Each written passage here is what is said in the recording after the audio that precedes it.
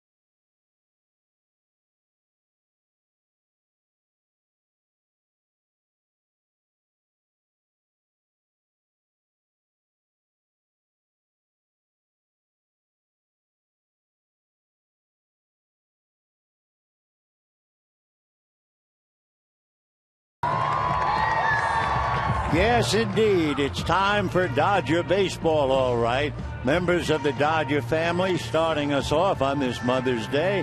And now we'll be concentrating on the Sons as they go to work against the Giants. A beautiful day and a very happy and blessed Mother's Day to all concerned as Clayton Kershaw begins to tune up to finish up the final game of the 4-game series between the Giants and the Dodgers. As you probably know, Giants won the first 2 games. Dodgers bounced back yesterday. But still, the Giants have not only won 6 of the 9 this year, they're accustomed to winning. They have won 7 of the last 9 against the Dodgers, and they've won 4 of the last 6 series. So for Bruce Bochy, pretty happy mood sitting atop the heap, 1 game in front of Colorado, 3.5 in front of the Dodgers. And his lineup reads Angel Pagan in center field, Hunter Pence in right field, Buster Posey behind the plate, Pablo Sandoval at third, Brandon Hicks at second, Joaquin Arias at first, Juan Perez in left field, Ray Adrianza takes over at shortstop, and Tim Hudson is the pitcher. For the Dodgers, Clayton Kershaw with a record of 2-0. Last year he was 3-1 against the Giants, and he is 11-5 And the big puzzle, as we had mentioned earlier, he is 11-5, and yet his earned run average against the Giants is 1.3. And you say, well, how in the world can you lose 5? Well, here are the scores of the games he lost: 2-0, 2-1, 2-0, 2-1, and then 4-2. So Clayton heaves a sigh, backs off the rubber for the moment. Angel Pagan ready to step in. And here we go, the final game of the 4-game series. Kershaw into the windup. Left-hander ready, deals. First pitch a little low, ball 1, 1-0. By the way, the plate umpire today has really been something. We'll give you the background in between pitches. Ted Barrett, who is also the crew chief. Pagan swings a shot up the middle, an inch by Kershaw's glove. So Pagan opens up with a single to center, and the batter will be Hunter Pence. How about this as we check first the Dodgers with the leather defensively, and they shape up this way. For the Dodgers in the outfield, Ethier, Kemp, and Puig. The infield, Turner, Ramirez, Gordon, Gonzalez, and the battery of Kershaw and Butera.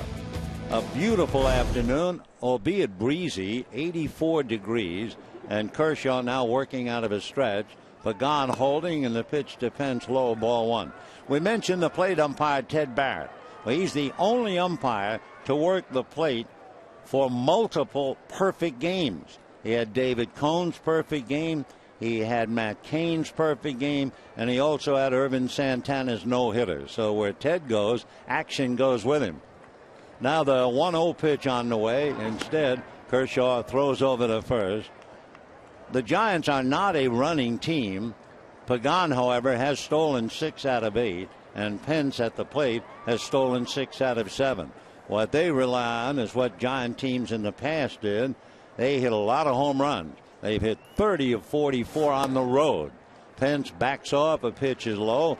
Kershaw behind now, 2 balls and no strikes.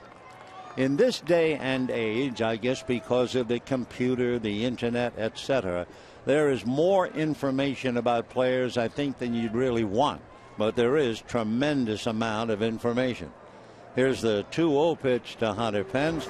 Kershaw delivers a towering fly ball. Tricky, blue sky, wind blowing it away. Puig goes up against the wall, and no play as the wind blew it away. The wind has been howling. I say howling for Southern California. You have to watch the flags all day. They're very confusing right now. They're blowing some in, a little bit left to right. Earlier, they were at right angles to the poles, blowing left to right. And earlier than that, the wind was blowing straight in. So it's going to be a problem for anyone on a ball hit in the air. So Pence is back up to the plate. 2-1 the count. Kershaw out of a stretch. Another look at Pagan. Now the pitch to the plate. Big bouncer, and that's going to be by the diving Turner down the line. Pagan takes a header rounding second. Gets back on his feet and gets to the bag. Boy, Angel Pagan hit the earth with a thud.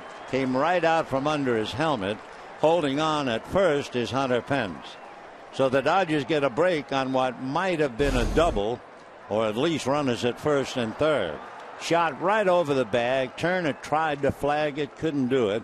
And then Pagan, rounding second, really took a nasty fall. Got up and scrambled back. For a split second, the Giants almost had 2 men at second base, but Pence jammed on the brakes. So first and second, nobody out, and the batter is Buster Posey. Buster Posey checking in. We were talking about the information supplied about individuals. Kershaw delivers, and the first pitch swung on and missed. Kershaw has 4 pitches, basically: fastball, curveball, slider, and change. And they can give you batting averages against all 4 of his pitches. The top pitch that's hit, the fastball. The overall batting average against that is .248. Strike 1 pitch, and that's a little low, 1-1. The slider, the overall batting average, 153. The changeup, 143. And his curveball, the batting average is .086. So 1 ball and 1 strike to count. Clayton checking with runners at first and second. Nobody out. Left-hander deals. Fastball hit down to short. The feed for 1. The turn for 2. Over to third goes Pagan. And just like that, 2 out here in the first inning. So Buster Posey bangs into the double play. 6-4-3. And with 2 out, it'll be Pablo Sandoval. Dodgers turned that nicely and easily. There was no hurry to get Posey. So Ramirez to Gordon to Gonzalez. And it brings up a point so far in the last 27 games. The Giants, who are first, no doubt about that, but in their last 27 games with runners in scoring position, they're hitting 193. So here's Sandoval. Kershaw deals. High fly ball into left center. Kemp on the dead run. Dives. Can't get it. Run scores. Ball goes to the wall. Sandoval into second with a long double. And the Giants are on the board to lead 1-0. It would have been a lot worse if Pagan had gone to third. But they finally get him home anyway. So Sandoval a long double to center. Sandoval has not been hitting a lick for the Giants, and yet they're in first place, and you know he's going to hit better. So Kemp never really had a chance. He tried. He came, let's say half a foot or so from getting the glove on the ball. Kershaw sweating out the play and then goes down into a crouch, realizing the run has scored. So Pagan brings it in. It is 1-0 in favor of the Giants. And the batter now, Brandon Hicks, the second baseman. Right-hand batter. Kershaw's fastball low and away, ball 1. Giants scored 2 runs in the second inning yesterday. They scored 2 runs in the 5th inning of game 2. And they had to wait to get Hicks' home run to score in the 7th.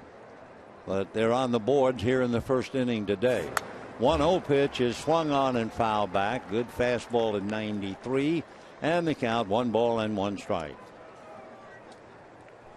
For Pablo Sandoval, it took a while. Maybe it's the white shoes that he is wearing. Whatever it is, he finally got an RBI for the first one since April 16th.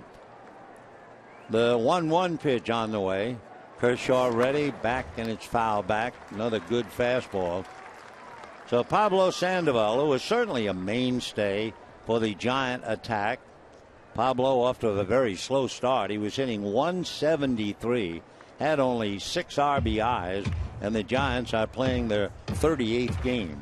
So he comes up with the double, the RBI, which is what they're looking for. And Angel Pagan, a rough ride, but he made it home for the run. Now the 1-2 pitch on the way, swung on and missed, and down goes Hicks. So the Giants wind up with 2 singles and a double for 1. And it's Sandoval that drives it in at the end of half an inning, 1-0 San Francisco.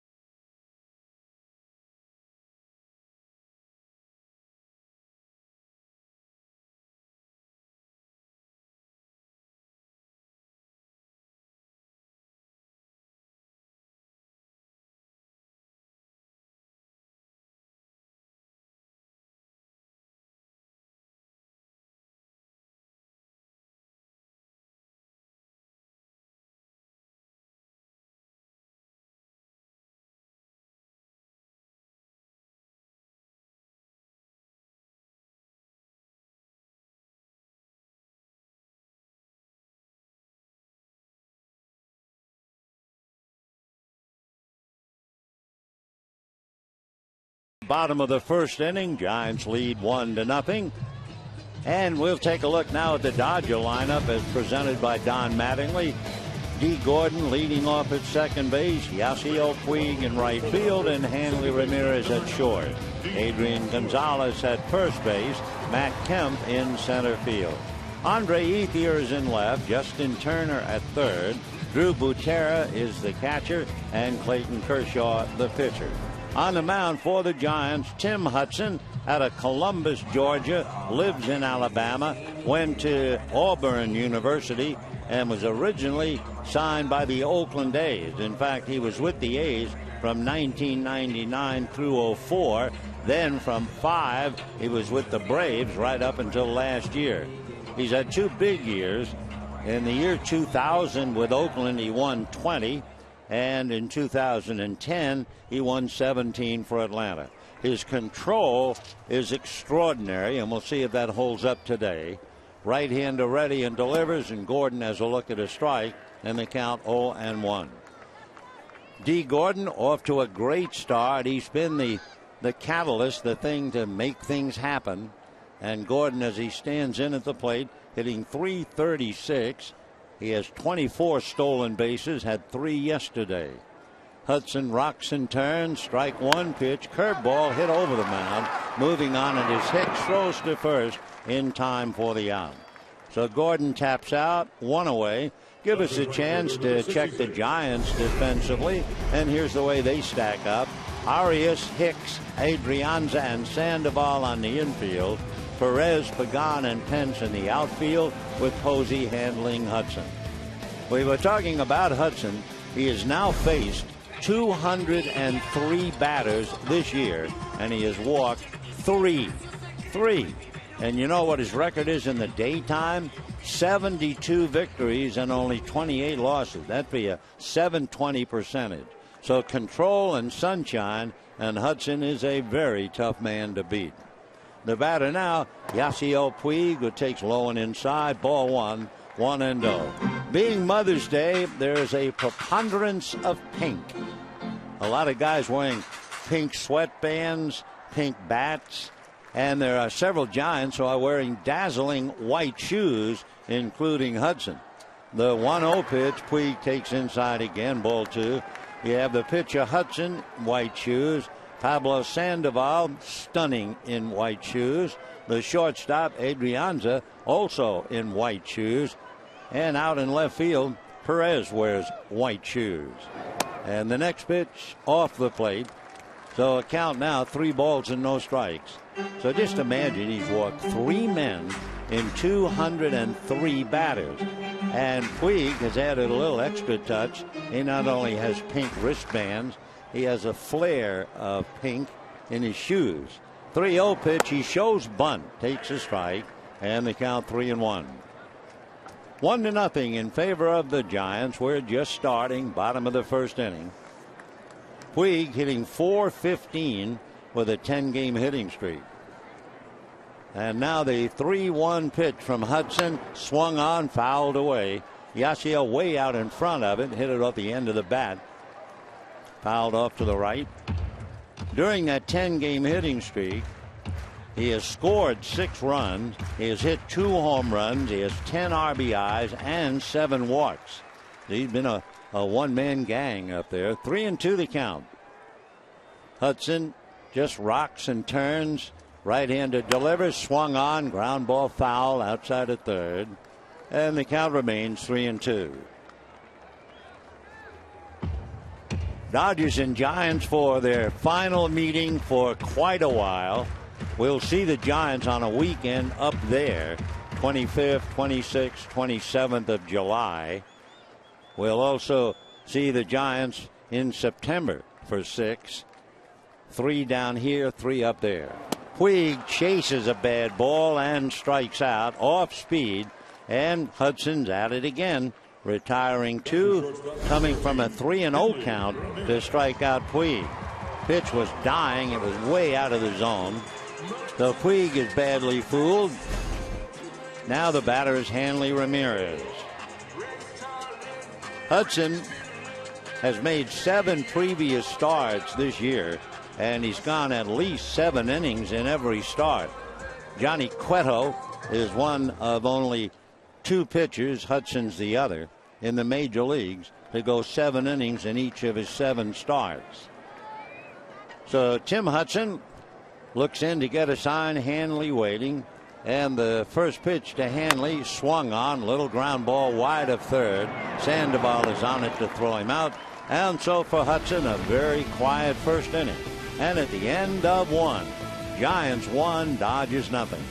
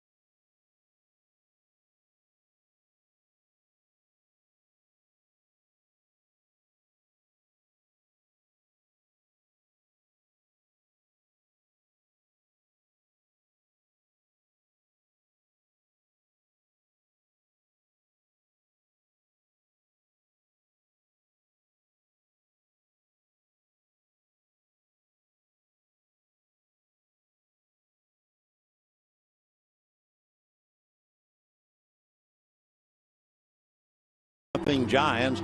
Say, be sure to spend Memorial Day with your family and friends at Dodger Stadium. That's the 26th of May on Monday. Dodgers and Reds at 5:10, and the first 40,000 fans in attendance take home an Andre Ethier themed barbecue apron presented by Farmer John. For tickets, visit Dodgers.com/promotions. Andre playing today out there in left field, and in the second inning, Joaquin Arias will start it off playing first base. Kershaw into the windup, first pitch foul back, and the count 0-1.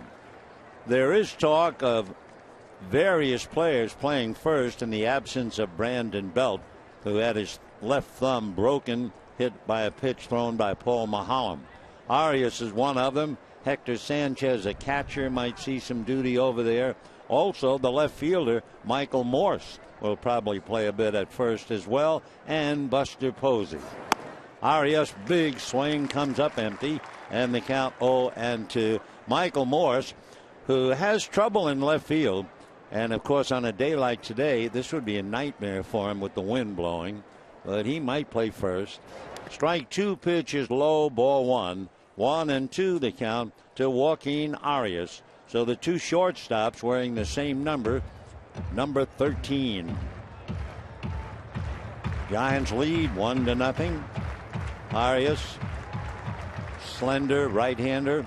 Hanley Ramirez in a crouch, staring in for the moment. Now the pitch coming up, and that's foul back to the screen. Still 0-2. Brandon Belt, of course, is really sorely missed, and we don't mean that as a pun. Fastball got him up and in on his left thumb. He's a left-hand batter. That was the top hand, and at first you thought, well, maybe it just grazed him, but it wound up broken, and he's going to be out for about 6 weeks. The pitch to Arias is low, and the count goes 2-2 strikes.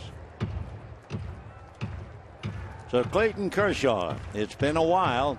Oh, we saw him pitch in Sydney, Australia. We saw him pitch in Washington, but finally, on this date, he pitches at Dodger Stadium. 2-2 pitch on the way. Clayton delivers, ground ball foul outside of third, and the count stays.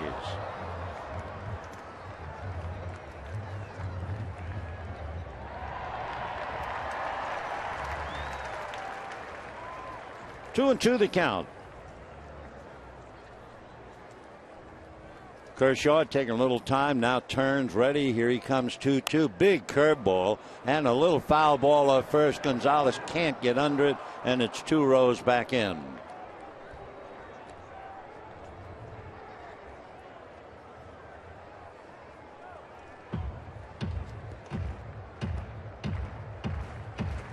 Two and two the count.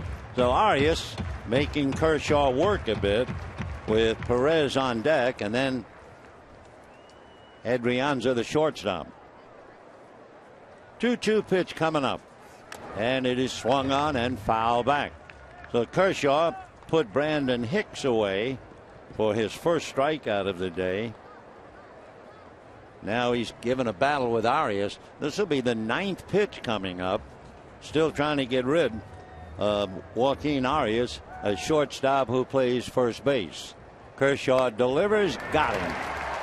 92-mile-an-hour fastball at the knees, and down goes Arias. Strikeout number 2 for Clayton, and the batter now will be Juan Perez. Number 2, Juan Perez. Perez has been with the club, but then he was sent down. Now he's been brought back. A very fine defensive outfielder. Juan Perez came to the United States from the Dominican Republic. He was 14 years old. Spoke little English, and growing up in the Bronx in New York. He takes ball 1. So he went back to the Dominican to play in the baseball academy in Santiago. 1-0 pitch on the way to Juan, and he hits a little ground ball to Adrian Gonzalez. He's on the bag for the second out. 2 down, second inning, 1-0 in favor of San Francisco. And now A-Ray Adrianza coming up. That first name, A-Ray, E-H-I-R-E. His dad is also named A-Ray. In fact, his father earns a living preparing young players for baseball showcases. He's also scouted for the White Sox and the Marlins. Kershaw ready, delivers. A-Ray fouls it back, 0-1. His father grew up with Ozzie Guillen.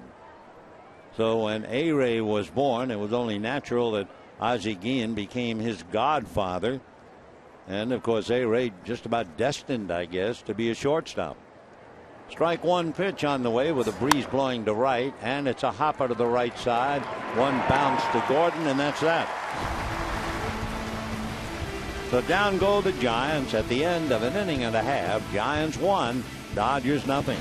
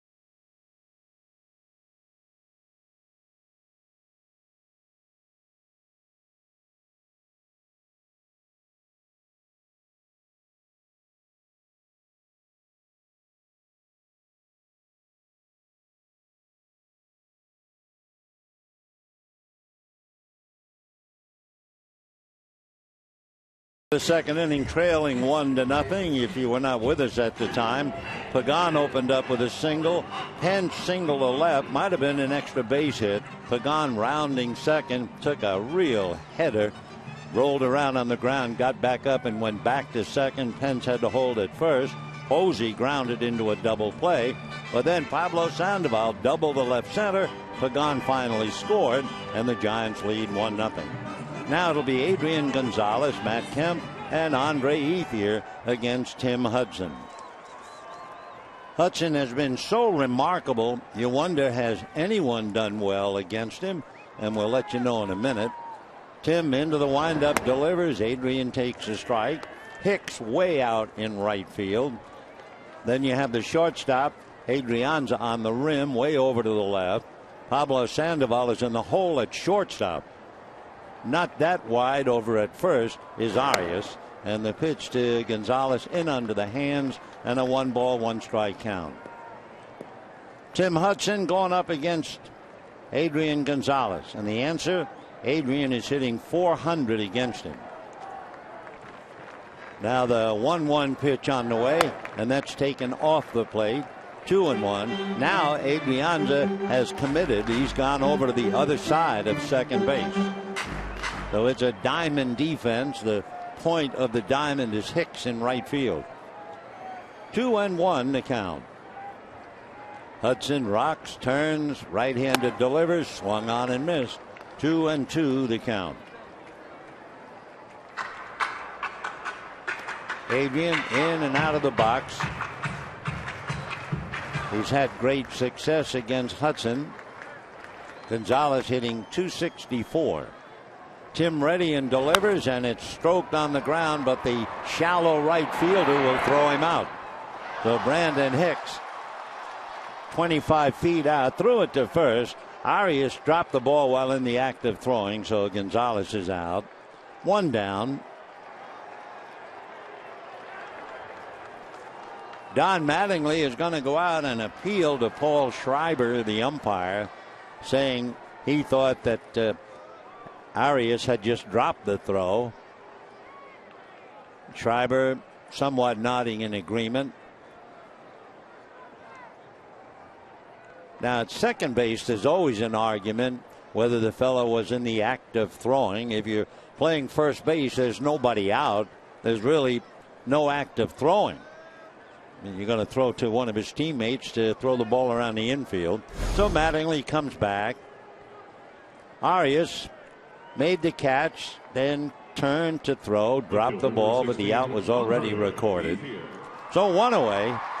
You can see Wallach thumbs down. Don't bother, Skip. Come on back to the dugout.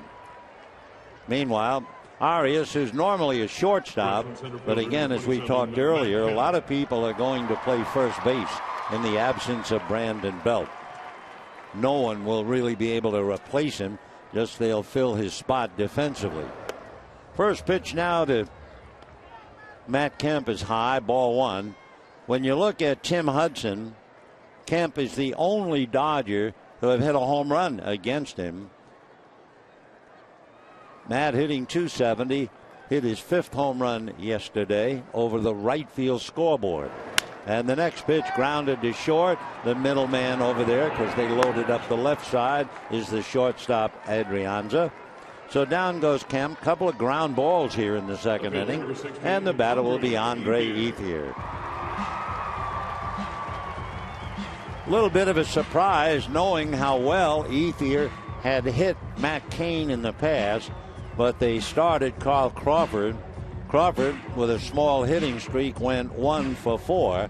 And, of course, that's the problem Mattingly has, trying to juggle 4 outfielders, although the juggle appears now to be reduced. The juggle is between Crawford and Ethier. And the first pitch is driven into the gap in left center and deep. This one is going to be off the wall. Andre on his way into second base with a double.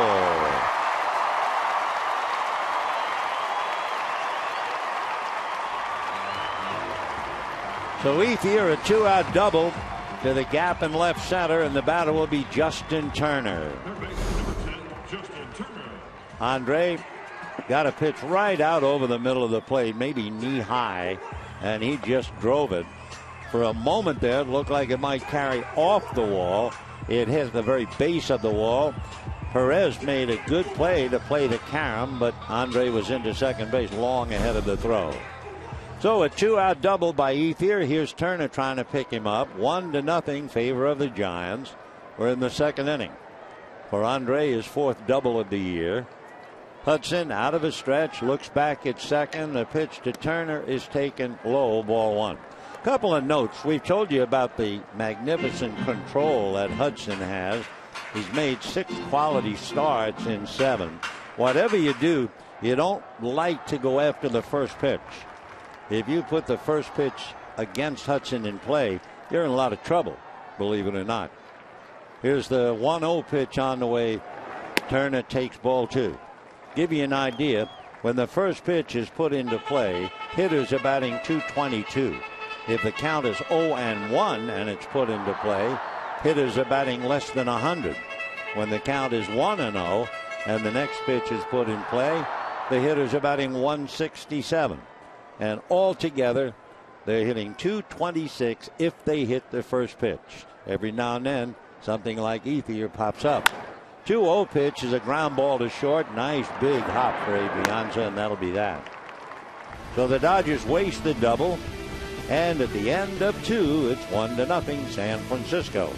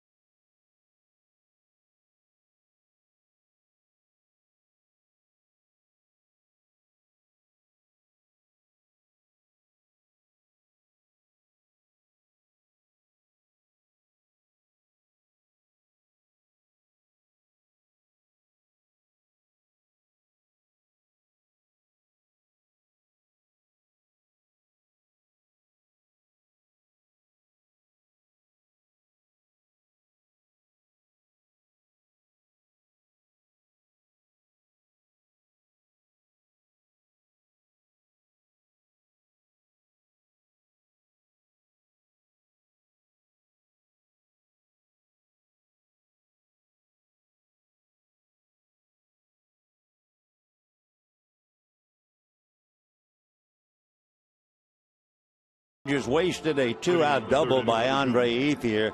Andre playing today against a pitcher, Tim Hudson, who has given him a bad time. However, Ethier with that double is 5 for 24 against Hudson, and all 5 hits have been for extra bases, 4 doubles and a triple. Though Andre perks up a little bit with that double, however, the Dodgers waste it. We go to the third inning. Hudson, Pagan, and Pence coming up. By the way, you know, one of the things that I hear every now and then, and I've heard it from both ways. I've heard people say, you know, every time I go to a Dodger game, they win. Or I've had people say, you know, every time I go to a Dodger game, they lose. Here's the first pitch to Hudson, and that's in there for a strike. So it got me thinking about superstitions, and it brought back a story that I had heard many years ago. It was about a bat boy. Strike one pitch is swung on and missed, the count 0-2. The bat boy was a bat boy for the Yankees, and his name was Eddie Bennett. And Eddie Bennett was a hunchback, and the players would rub the hump before they'd go up and hit, thinking that would help them get a base hit.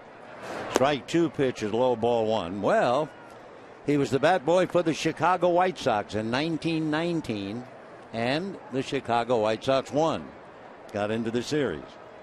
He then moved and became the bat boy for the Brooklyn Dodgers in 1920. And they won. Here's the 1-2 pitch, low and inside, 2-2. Well, the Yankees were not going to let a good thing get away. So they hired Eddie Bennett, and they did the same thing. They would rub the hump on his back. Well, the Yankees won in 1921, and they won in 1922, and they won in 1923. Then there was a break, but he was still there, and they won in 26, 27, and 28. You talk about a superstition. Start right away with the bat boy, and his name was Eddie Bennett. Meanwhile, 3-2 the count to Tim Hudson, and he fouls the pitch back. 3-2 the count. Hudson with the bat has 2 hits, so he pales in comparison to Madison Bumgarner and Matt Cain. They are very good hitters. He's a very good pitcher. 3-2 pitch. Kershaw delivers out of the strike zone, and Hudson chased it for strike 3. Looked like a fastball up around his eyes, and Hudson went after it. So one away, Madison Bumgarner quietly on the rail, listening to a teammate. Bumgarner's a dandy of a hitter, has a grand slam this year. 7 pitches to take care of Hudson. He becomes strikeout number 3 for Kershaw. Now Angel Pagan hitting .312. Single to center despite taking a header rounding second. Came home with a run. Hughes one to Adrian Gonzalez for the out. And just like that, 2 down in the 3rd inning. And the Giants are leading 1-0. 2 singles followed by a double play ball off the bat of Buster Posey, only to have Pablo Sandoval double in the run. So the moms are here with their children. Several of the Dodger moms were here. One of the nicest things I ever saw in a ballpark, a recent Mother's Day at Dodger Stadium. They must have had 8 or 9 moms, and each mother throwing the ball to her son in a Dodger uniform. That was quite a sight. The pitch now to Hunter Pence is low, ball 1-0. Dodgers again don't exactly overload. Gordon is up the middle. Gonzalez all alone on the right side. The pitch low, ball 2. The outfield is deep straight away. And the breeze, and that's going to be a factor. Normally you don't talk about the wind at Dodger Stadium, but today you'd best keep an eye on it. Right now it's just kind of a zephyr-like blowing in. 2 balls and no strikes. Fastball drilled in there for a strike to Hunter Pence. 2-1 the count. Giants lead 1-0. Trying to win the series. Win 3 out of 4. Dodgers trying for a split. The next one is low. So Clayton falls behind. 3 balls and 1 strike. We're in the 3rd. Giants lead 1-0. Giants have beaten the Dodgers 7 of the last 9 times. And they've won 6 of 9 this year as Posey waits on deck. 3 balls and 1 strike to Hunter Pence. That swung on and lifted foul. Coming back, Butera squinting in the sun, and it's in the stands. By the way, Butera has somewhat of a gaudy outfit. It is a chest protector that is trimmed in pink. The shoulder pads are pink. The helmet is still Dodger blue, but the mask is a shocking pink. So for Drew Butera, he's a vision today. 3-2 the count, and it is fouled off by Pence. 1 run, 3 hits for the Giants. No runs, 1 hit for the Dodgers. If you're in the sunlight today, a couple of things. Remember, hydrate, water, and sunblock. And if you can, wear a hat. 3-2 the count. Kershaw ready, comes to the plate, fastball, got him. So down goes Pence, down go the Giants. 7 in a row retired by Clayton, but the Giants still lead 1-0, even though that good fastball blows down a very good hitter.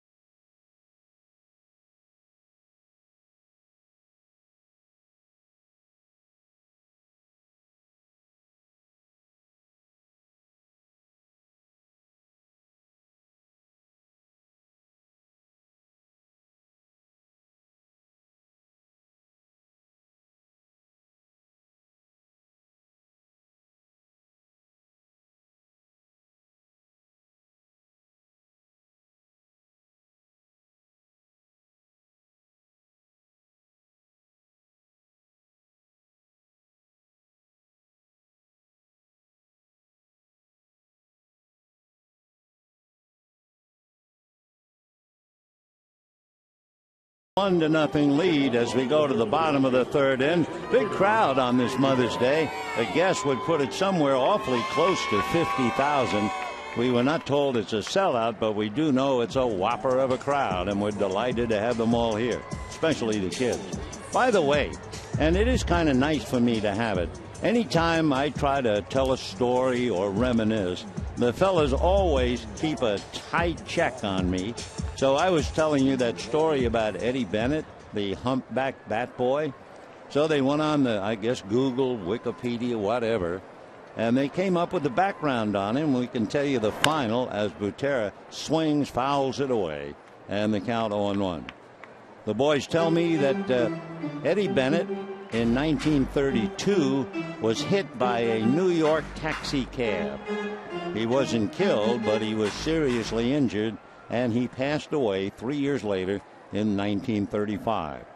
And that's the story of Eddie Bennett, the good luck bat boy. Line drive, base hit for Drew Butera. So the catcher's been swinging a good bat, especially of late. As usual, he would attribute that to a lot of hard work. Mark McGwire, John Valentin working with him. And he now just hits the ball where it's pitched instead of just trying to pull everything. And a line drive single. So the Dodgers had a double by 8 here, but it came with 2 out. Now Butera leads off with a single, and we see if they have Kershaw bunting and whether he's able to get the bunt down. Kershaw does not have a sacrifice, shows bunt, drops it nicely, and the play has to be to first base as Posey throws him out. But Clayton, who's only pitched a couple of games, a perfect bunt. So the Dodgers, for the second inning in a row, have a runner in scoring position, still trailing 1-0. Posey makes the play. The Dodgers, at one stage in this series, as you see, Kershaw just dropped that baby like poached egg, and then he'll be thrown out by Posey. The Dodgers at one stage, and that would be through 5 innings of yesterday's game, they were 0 for 12. 0 for 12 with runners in scoring position in the series. And yesterday they finally woke up in the 6th, 7th, and 8th innings to win. So we'll see now, base hit, sacrifice, and here's Gordon. They pull up the corners, and D swings, fouls it back, and the count 0-1. So Tim Hudson, a solid pitcher working on a solid ball player. D. Gordon hitting .333. Hudson, 6'1", 175 pounds.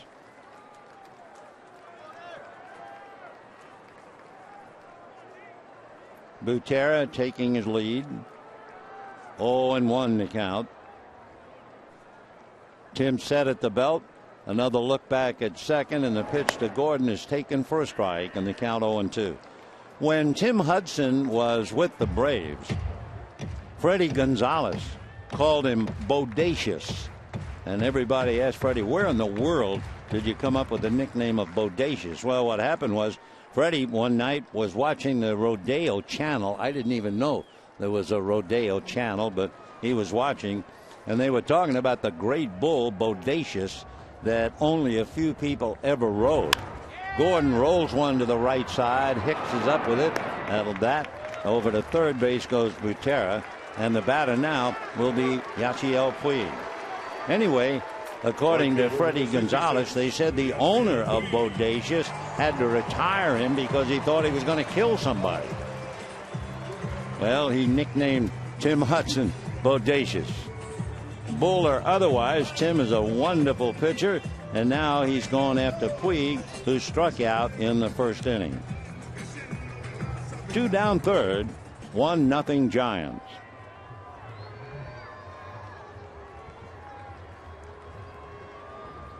Hudson pitching out of his stretch. He can look right at Butera, who's coming down the line from third. Tim, a master of control. Set at the belt. Looks over at third. Now to the plate. Puig waits and takes, and it's low and away, ball 1. As we always do when there is a runner at third, we check the pitcher. Hudson with great control, but he does have a wild pitch. though it'll happen to the best of them. 1 ball and no strikes. Puig had the count 3-0 and eventually struck out. He has a 10-game hitting streak. Hudson at the belt, right-handed deals, fastball swung on and missed, and the count 1-1.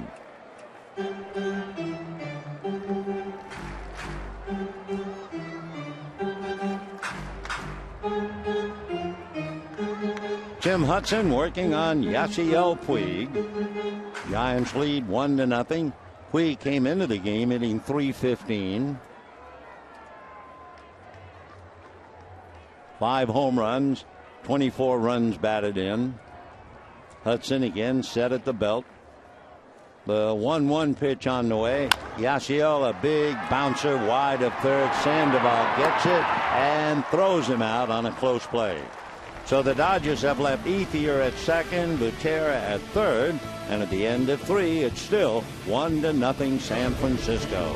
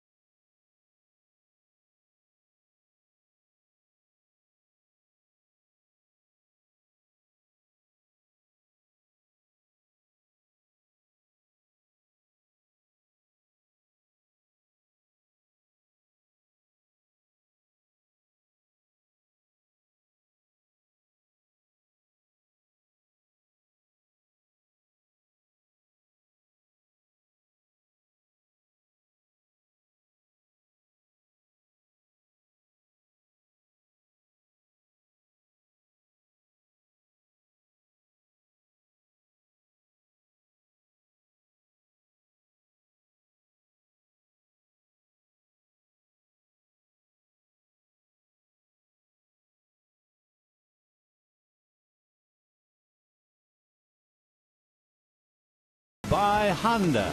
This is not a drill. Get a great deal on a new Honda right now during the Spring Into a Honda sales event.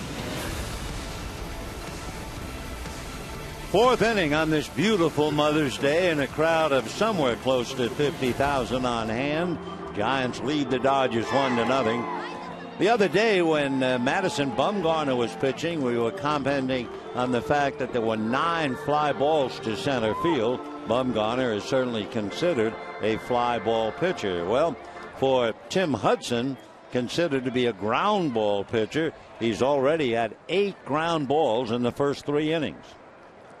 So into the 4th, Posey, Sandoval, and Hicks in that order against Clayton Kershaw.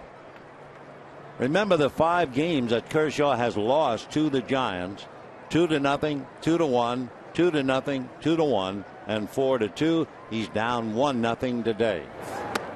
Fastball in for a strike, 0-1. Posey grounded into a double play in the first inning.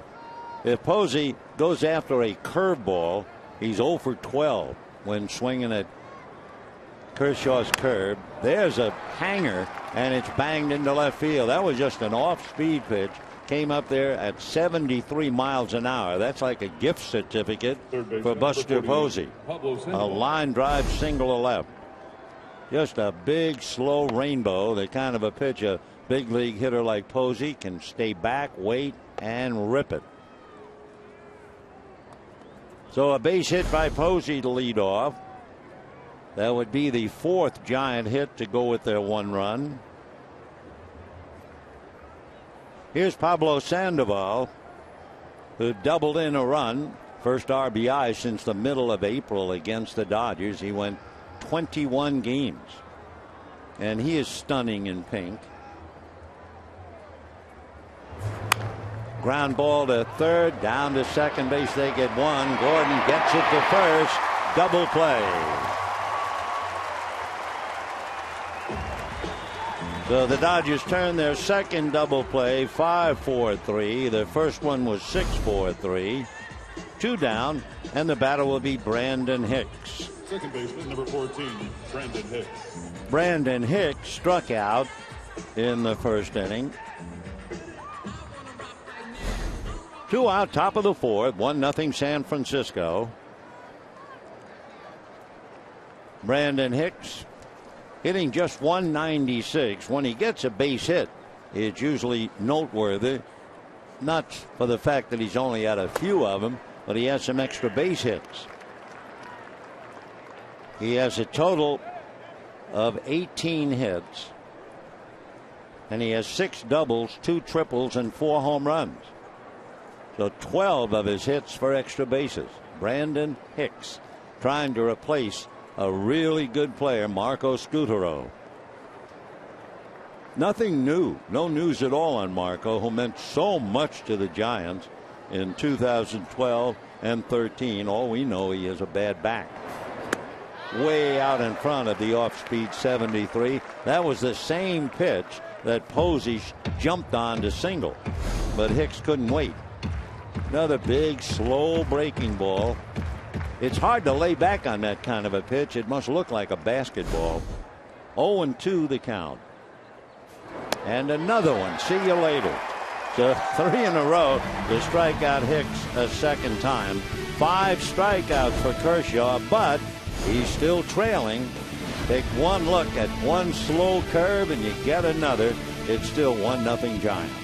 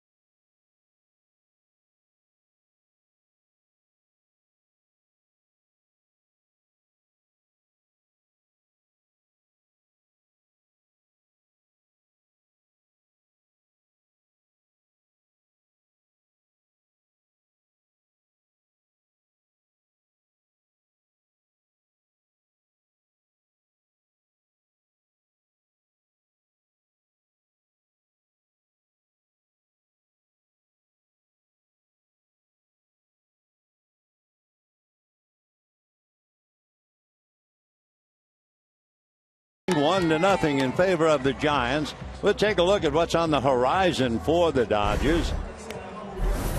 Giants leave after the game. They'll go home and play Atlanta, and the Dodgers dig in to play the Marlins for 3 starting tomorrow night. The Marlins will be here Monday, Tuesday, and Wednesday at 7, and then the Dodgers leave on the off day Thursday. They go to Arizona on the weekend to play the Diamondbacks, and then go all the way east and play the Mets and the Phillies before returning. When they do come back, they'll play Cincinnati, followed by Pittsburgh. Meanwhile, Hudson and Kershaw are playing Can You Top This?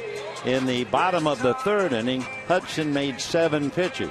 So in the top of the 4th inning, Kershaw made 6 pitches. And into the bottom of the 4th we go. Ramirez, Gonzalez, and Kemp. Little slider in there for a strike. 0-1. Hanley, grounded to 3rd, has been very quiet in the series. Good reason yesterday. They walked him twice and hit him, so he was 0 for 1 yesterday. Game before, 0 for 4. And the game before that, 0 for 4. So Hanley, 0 for 8. Then 0 for 9. And now 0 for 10. Of course, the Dodgers, let's face it, they are not going to go anywhere. Not to the top, not without Ramirez. So Hanley waiting, 1 ball and 1 strike. Ground ball. It's the second baseman on the shortstop side to throw him out. I tell you, that shift sure has a lot of casualties as far as hitters are concerned. And just like that, 1 away. Ground ball. The 9th ground ball given up by Tim Hudson.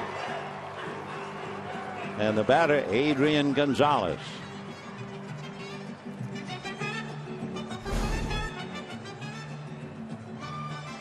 Tim Hudson talks about an interesting routine that he did for quite a while.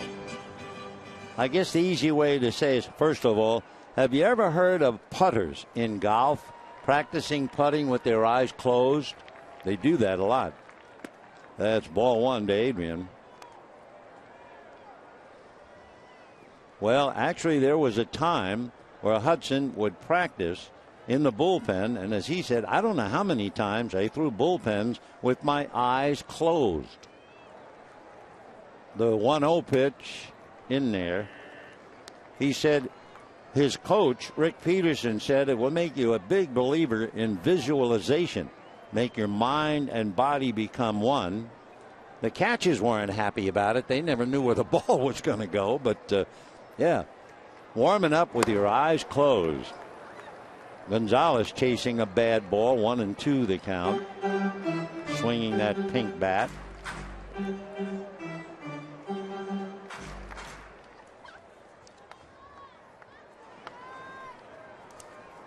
Tim Hudson with a record of 4-2, 6-4 lifetime against the Dodgers. Ground ball to the 1 man in the 1 position with all that open spaces. That finds Pablo Sandoval. That has to be maddening for Adrian Gonzalez. So Ramirez hits a ball that would have been a base hit, but Hicks was there. Now Gonzalez hits it, and the 1 man on the left side right to him. And here comes Matt Kemp. Matt Kemp did solve the shift yesterday. He not only went the other way, he also cleared the scoreboard in right field. Pence climbed the fence, but the ball went over, and the Dodgers had an extra 1. So we have 2 down, and they load up the left side on Matt Kemp. Arias all alone on the right side. And a strike.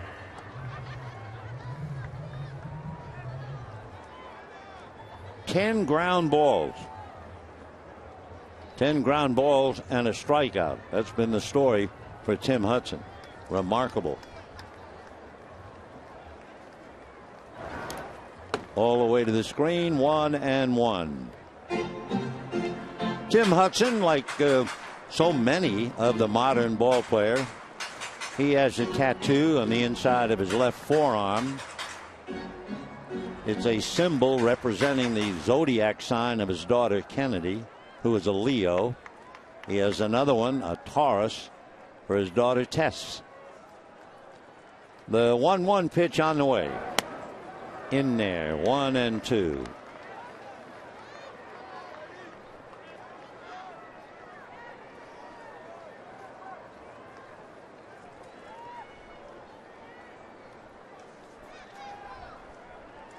Two out, bases empty, bottom of the 4th, 1-0 Giants. 2-2. Up and down, in and out. Hudson moving it all around the strike zone. Well, let's see. He's faced 3, 7, 11. He's faced 13 batters, no walks. That means he's now faced 215 batters and walked 3 all year. Ground ball, who's it going to be? It's the shortstop, Adrianza. The 11th ground ball. Hudson makes it look so easy. And at the end of 4, Giants 1, Dodgers 0.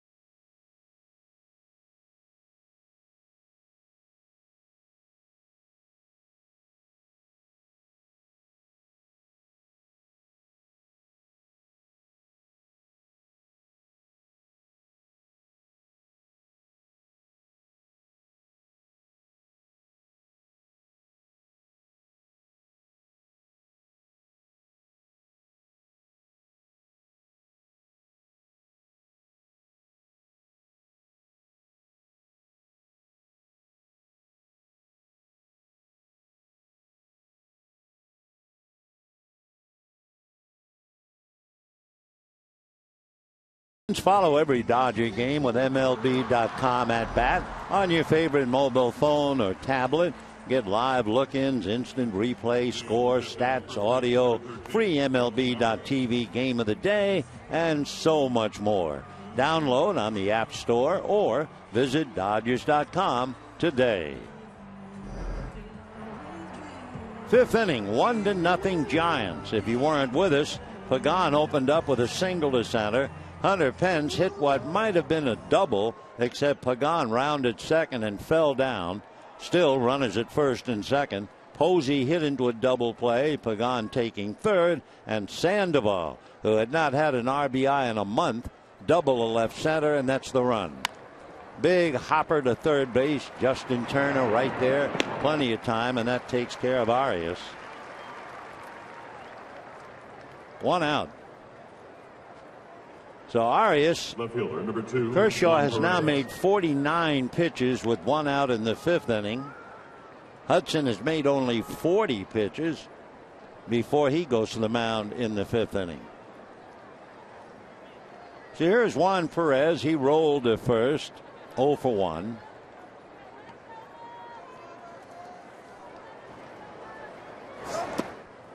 And ball one. Miami will be here. Giancarlo Stanton and company. Dan Herron will be on the mound for the Dodgers. Herron Monday, Beckett Tuesday, Mahalam on Wednesday.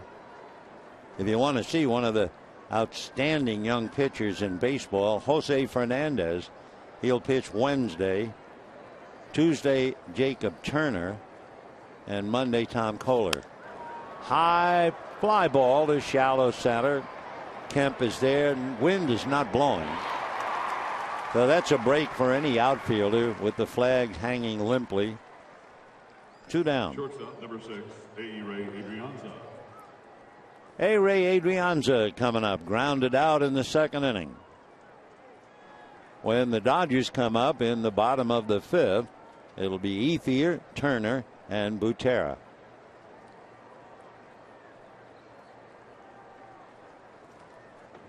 A-Ray. First ball swinging, foul ball out of play, back into the crowd. 0-1. Adrianza grounded out in the second inning.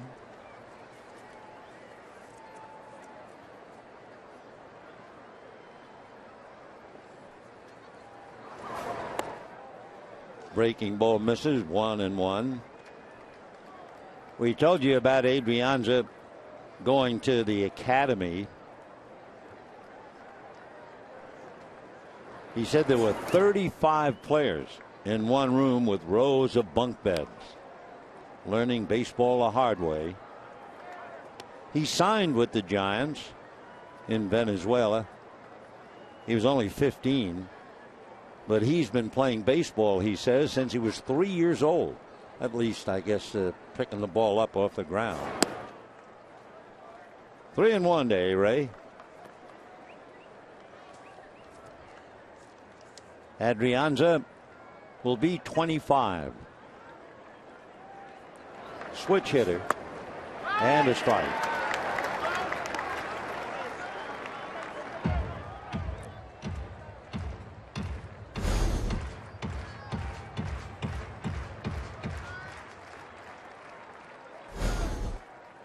Three and two. Fastball, so he's still there.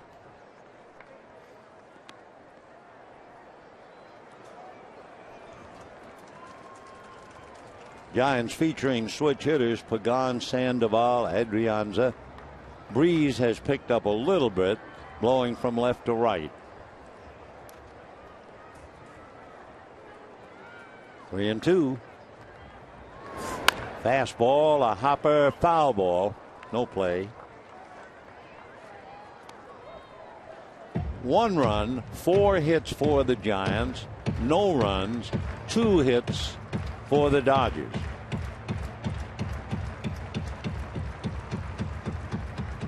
We mentioned it once before. I think it was back in 1927. The Yankees were playing a doubleheader. They lost both games. bad ball. Down he goes. And the second game of the doubleheader lasted 56 minutes. Meanwhile, 6 strikeouts for Kershaw. And at the end of 4 1/2, still 1-0 San Francisco.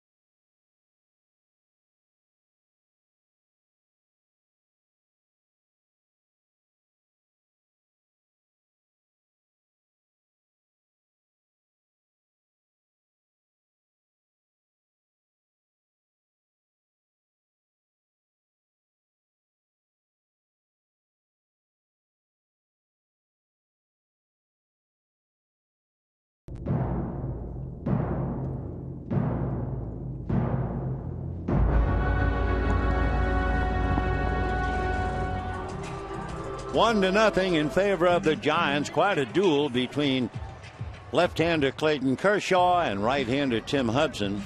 We go to the bottom of the 5th inning. It'll be Andre Ethier, Justin Turner, and then Drew Butera. Hudson has allowed 11 ground balls for outs. He has 1 strikeout. He's allowed a double to Ethier, but it came with 2 out, and a leadoff single by Butera, and that's it. So Ethier 5 for 24, but all 5 hits, extra hits against extra base hits against Hudson. Ball 1. 4 doubles and a triple. 1 run, 4 hits for the Giants. No runs, 2 hits for the Dodgers.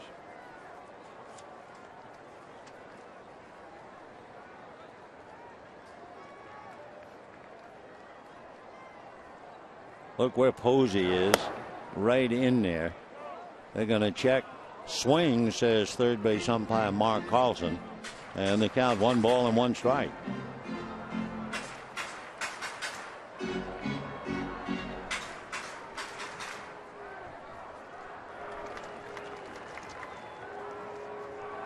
One and one.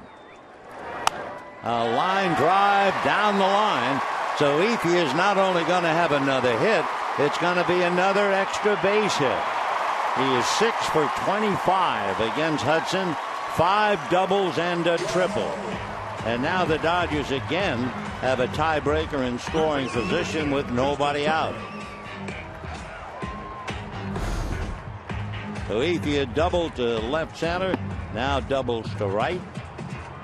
Turner, Butera, and Kershaw trying to get him up. Justin Turner grounded to short in the 2nd inning. Arias asking the bench, where do you want me to play? And he is way off the bag, wide to his right. Sandoval gestured to the bench, how about me? Where do you want me? And they gestured, stay right where you are or move back a couple of steps. So the Giants directing the inner defense, and Turner now all of a sudden Sandoval moves over to his left. He's kind of moving all around over there at third base. Oh, he's waving at an infield fly. That's what it is.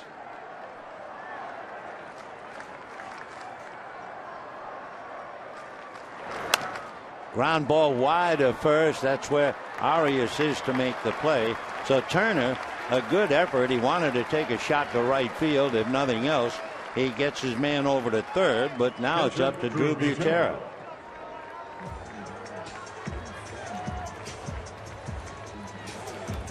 That's 12 ground balls against Tim Hudson. Butera singled to center in the third inning.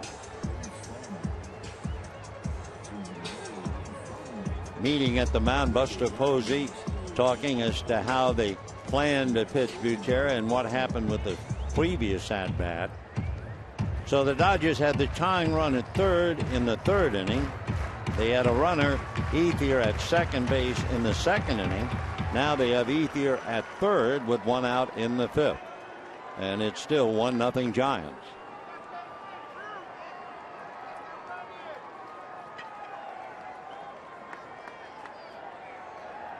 Butera trying to pick him up. Kershaw on deck.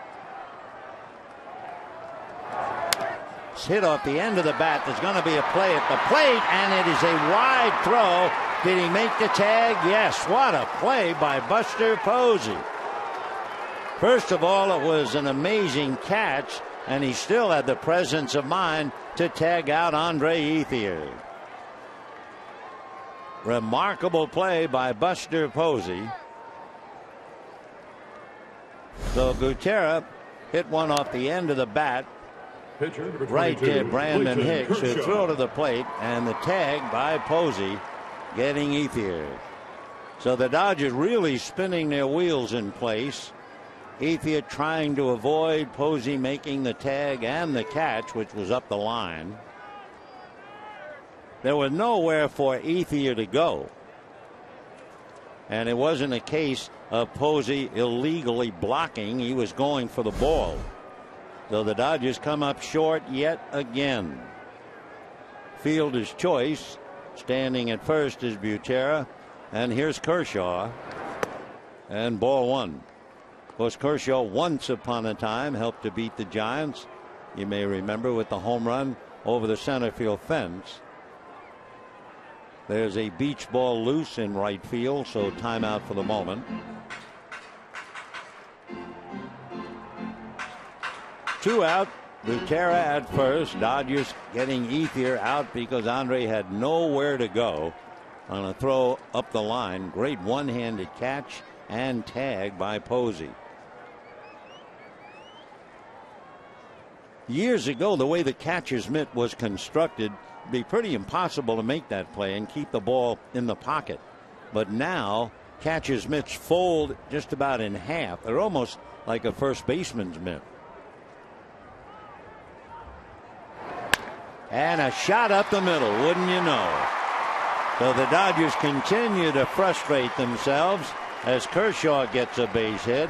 Butera can only get to second, and the batter will be D. Gordon. Second baseman, D. Gordon. So the Dodgers have the same number of hits as the Giants, but they've been unable to put them together to get a run. Now they have 2 out, runners at first and second. And here's Gordon, who twice grounded to Hicks, the second baseman. Butera, the catcher, might be a tough guy to get home on a base hit, and the breeze has really picked up, blowing left to right. I mean, they're blowing the flags almost up, and a strike at the plate. Today, more than any other day in a long time, the wind could very well be a factor. Was a little bit of a factor yesterday. Michael Morse couldn't catch a fly ball to left field. It wound up dropping to his left. Right for the moment, it looks like the wind is blowing in. 0-1. Good breaking ball. 0-2 the count. So 1 run, 4 hits for the Giants. No runs, 4 hits for the Dodgers. Boy, that looked like a nice, easy fastball. You talk about a late break. Time. There's another beach ball or balloon picked up in left field.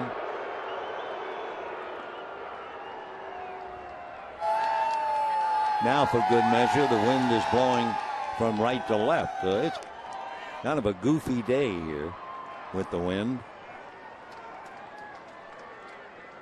0-2 to Gordon. 2 on, 2 out. Golf foul. Still 0-2. Giants got a run in the first inning. Pagan and Penn singled, and with 2 out, Sandoval doubled in a run. Dodgers, nothing yet. They left Butera at third with a leadoff single. They left Ethier at second with a 2-out double. And they've had a double and a single here in the fifth, and they're still running in place. 0-2 to Gordon. Fastball rolled up along first. Foul ball. Still 0-2. Everything on the ground. 13 ground balls.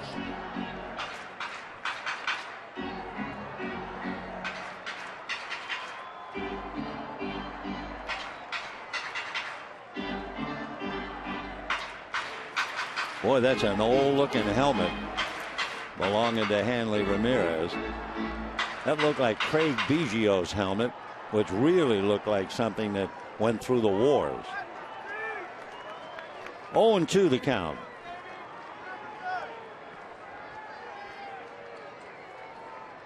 Giants trying to win 3 out of 4 and go home to play Atlanta. Dodgers trying to get a split in the 4-game series.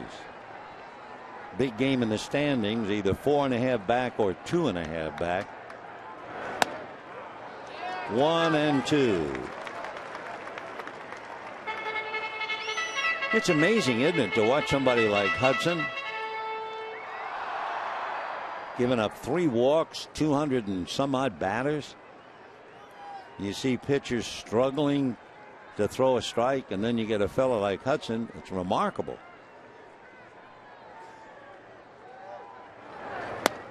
Got him. So down goes Gordon. The Dodgers really frustrating themselves. Lead 2, and it's still 1-0 Giants.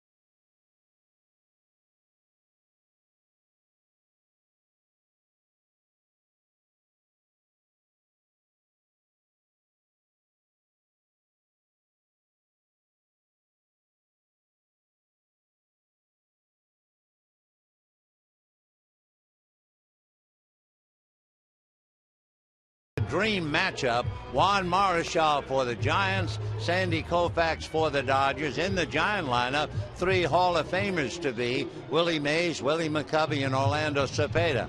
All Sandy Koufax did was pitch a no-hitter, beat them 8-0. Sandy that year went 25-5, and among other things, struck out 308.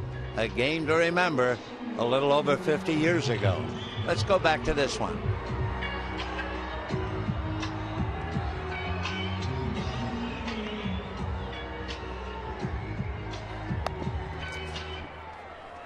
Sandy Koufax, and of course Clayton Kershaw trying to follow in his steps, although they are different steps, no pun intended, but They are giant steps because Koufax pitched every 4th day. Clayton works every 5th day. Big difference right there. And talking about work, Tim Hudson is making it look easy. He's made 55 pitches in 5 innings. That's all. Kershaw made 60. A drive hooking away and backhanded by Matt Kemp. Oh, what a play. The breeze was blowing the ball away from Kemp. That's what made the catch so doubtful. And Matt somehow was able to catch up, showing why he's had 2 Gold Gloves. An extraordinary diving catch to take an extra base hit away from Tim Hudson. Right there, gotcha. A close-up shows you the roll and tumble on the catch, but he had to go a long way, and the wind tantalizing by blowing the ball away from him. Somehow he caught up.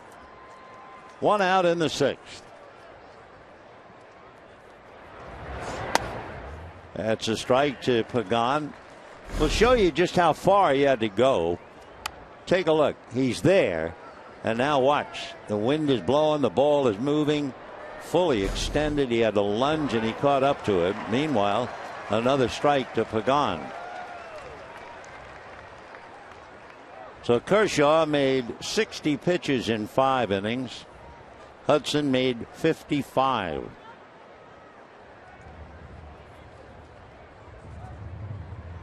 Oh, and 2. Ball 1.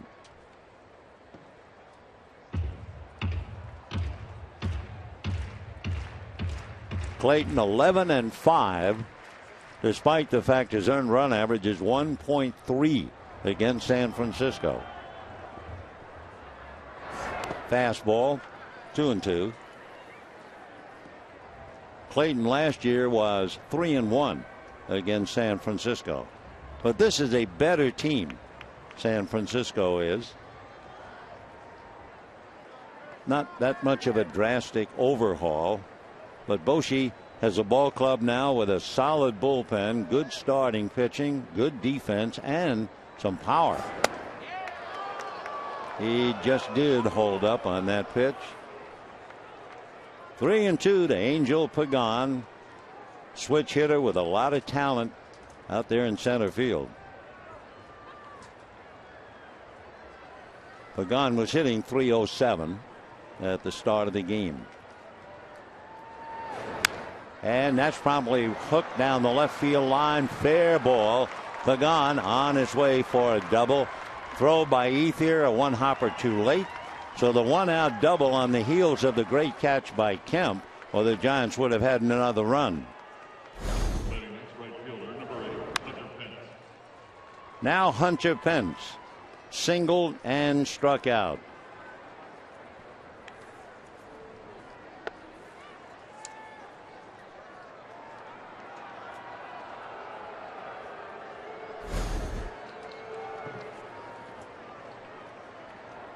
So Pagan at second, his 9th double of the year.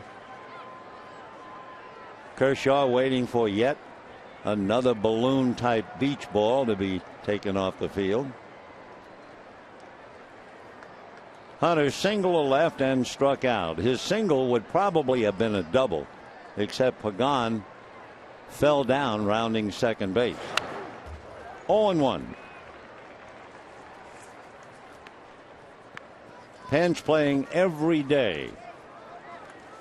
He is the only player to play every game last year, and he's on a roll playing every day this year.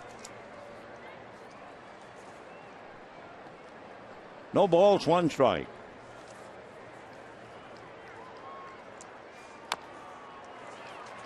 Oh, 2. For Hunter Pence, who expends so much energy, I don't know what he would do if he had to sit on the bench.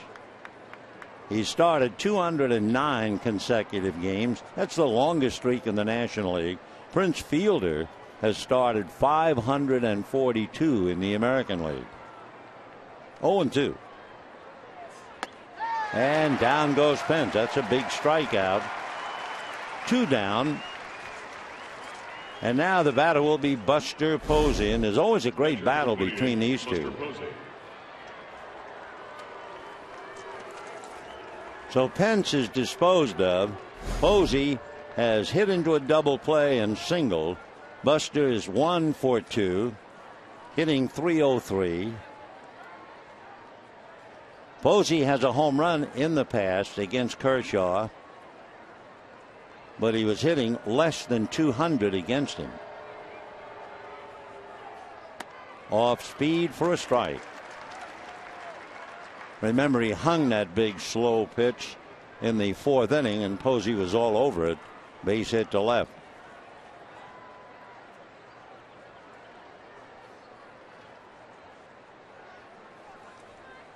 Oh and 1.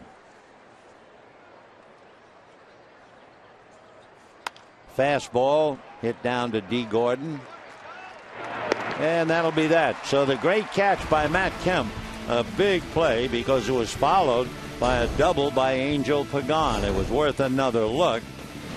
Great catch indeed, and then came the double. So at the end of 5 1/2, it's still 1-0 Giants.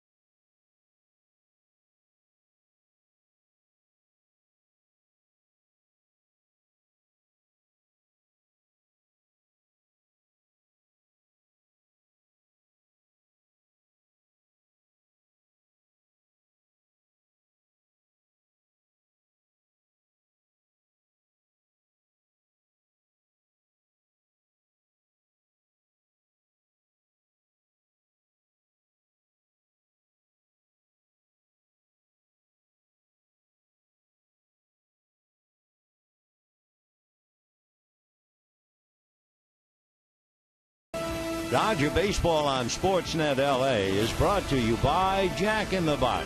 Head to Jack in the Box and try the new Jack's Blazing Chicken Sandwich. It's Jack's hottest sandwich yet. And by the Ram 1500, Motor Trend's 2014 Truck of the Year and first ever back-to-back champion. We're going now to the bottom of the 6th inning, a very tough 1-0 Giant lead. In looking at the starting pitchers, they have been magnificent. And the one thing you talk about, at least at the outset, the fact that we have seen a lot of ground balls on a day when the wind might play a factor. Kershaw has had 9 ground balls, giving up 1 run and 5 hits. Tim Hudson has had 12 ground balls through 5 innings. So we'll match them up now. In the 6th inning, it'll be Puig, Ramirez, and Gonzalez. And a drive to left. If it's fair, it is way gone. Way gone. And we have a 1-1 tie.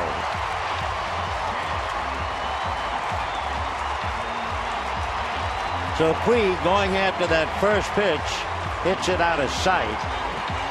For Hudson, that would be the 4th home run that he has allowed.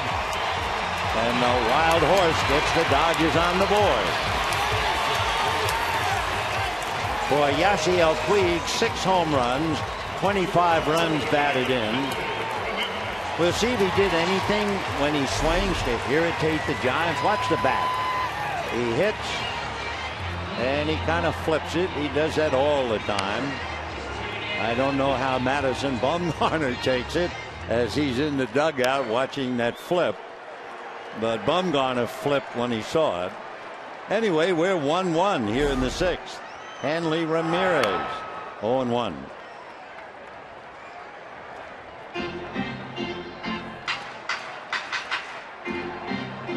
So 1-1 in the 6th inning.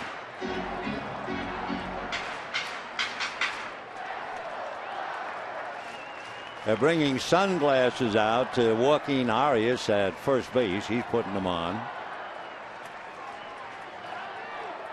1 run, 5 hits for each side.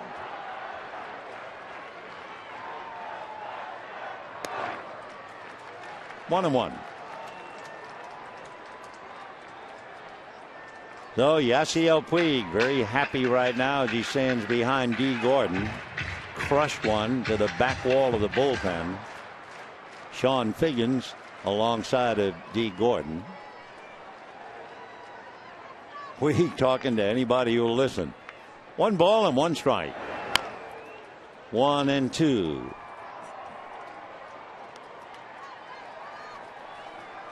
So Hanley really fighting it.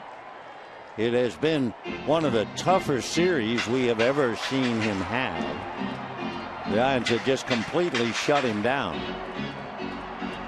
Pretty hard to do that in a 4-game series, but they've done it.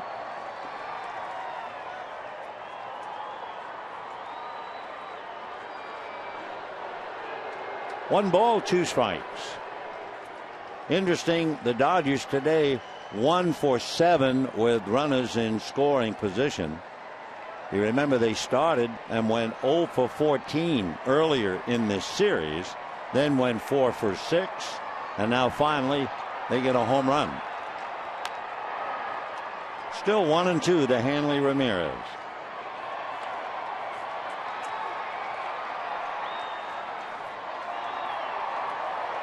Totals are identical. 1 run, 5 hits. Giants had to put together 2 singles and a double to get one. And then Kershaw catches up on 1 swing of the bat from Yasiel Puig. We mentioned that Puig hit the first pitch for a home run. 11 of the 25 home runs he has hit in his career have come on the first pitch. 2-2. 2 balls, 2 strikes. So Hudson, the master of the ground ball, when he did let one go in the air, it was a rocket into the back wall of the Dodger bullpen. Not quite nearly as far as a home run hit in that area by Matt Holliday years ago. That was the ball that cleared everything and landed amongst the 3 sisters, as we call the palm trees out there, back of the pen. Puig's ball hit the bottom of the back wall. Believe it or not, Matt's ball went right amongst the trees. 2-2. The Holiday home run, they said, went 481 feet. So we'll see what they call Puig's home run. Shades of Red Patterson. Arthur Red Patterson was a newspaper man in New York who went to work for the Yankees. Mickey Mantle hit a home run against Chuck Stobbs, and Arthur Patterson decided, boy, that thing really hit. I'm going to go out and see where it landed. And he came up with a dimension, and that became the first tape measure home run. Ever since, they've been putting a number on every home run. The one that Chuck Stobbs hit supposedly was 565 feet. Mantle hit. Of course, the one I always remember Mickey hit in the old Yankee Stadium. No ball was ever hit out of old Yankee Stadium, and Mickey hit one 370 feet from home plate and 18 inches from clearing the roof, which was 100 and some odd feet. 3-2. Foul back. Tim Hudson's rap on him as a youngster, they thought he was scrawny. They didn't think he'd be big enough to pitch in the big leagues. He's 6'1" and give or take around 170 pounds, but he's a marvelous pitcher.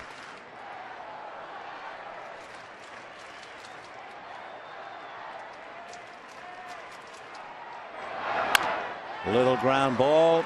It's the ladder. So what happened? There was so many people, and Hanley's heading for second base, and he is safe.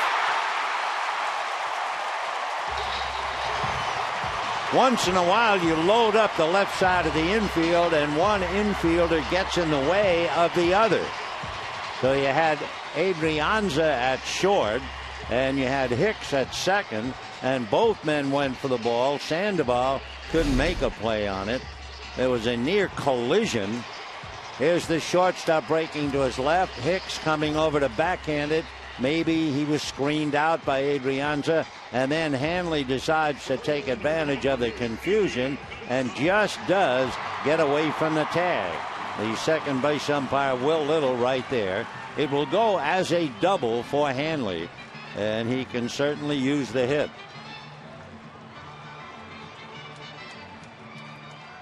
So the ball went under the glove of Brandon Hicks. A little bit of heads-up base running by Hanley, avoiding the tag by Adrianza. So now Gonzalez, Kemp, and Ethier trying to pick him up. And that's going to be the base hit to pick him up. Here comes Hanley to score, and the Dodgers lead 2-1.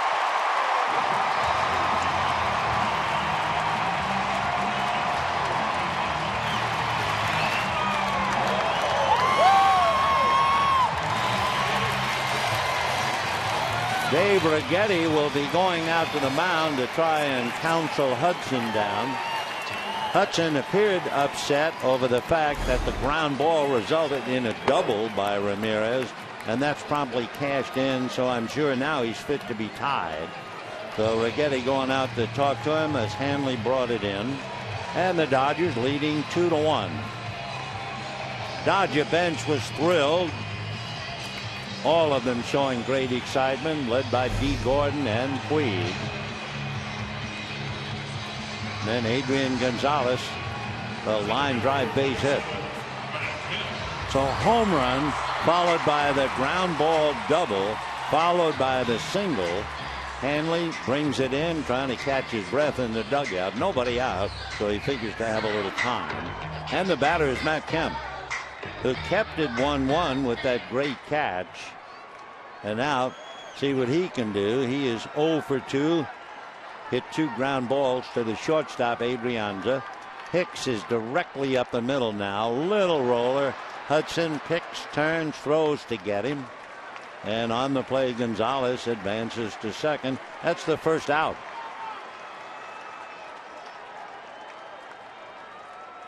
So Puig homers, Ramirez doubles on a ground ball that should have been an out.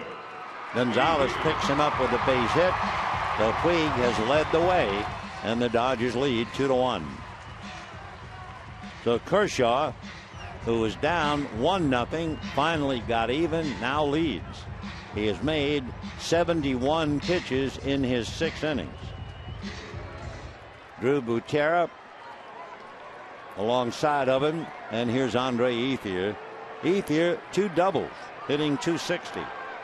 And they're going to take the bat right out of his hands and go after Turner.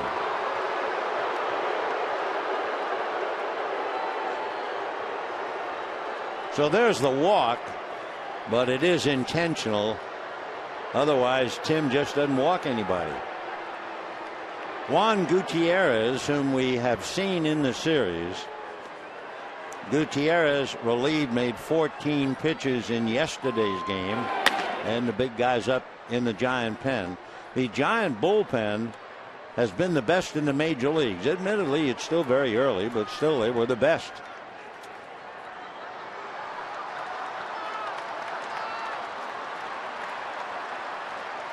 First and second, they're showing a picture of a little baby. I think it was a boy crying his eyes out on the big scoreboard, and that really had the crowd laughing. So here's Justin Turner, grounded to short and grounded to first.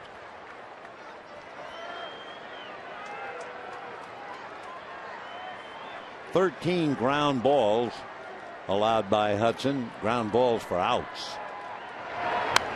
And the one ground ball that has really hurt him was the ground ball by Ramirez, which went directly under the glove of Brandon Hicks. Whether Hicks had been screened out by Adrianza or whether he thought Adrianza was going to make the play, either way, it went right under his glove, and that's been a huge play now. 0-1 to Turner. Gonzalez, tough man to score on a base hit. That's a strike. 0-2.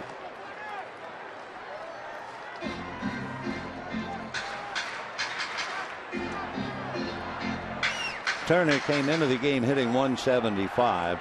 It would not be surprising from the reports that Juan Uribe might play tomorrow night. 0-2. And down the line, foul. Big crowd having a wonderful time. Hope you are too on this Mother's Day. You certainly have our warmest wishes, who all have been honored with the name Mother. Mother in any language translates to sacrifice. 0-2.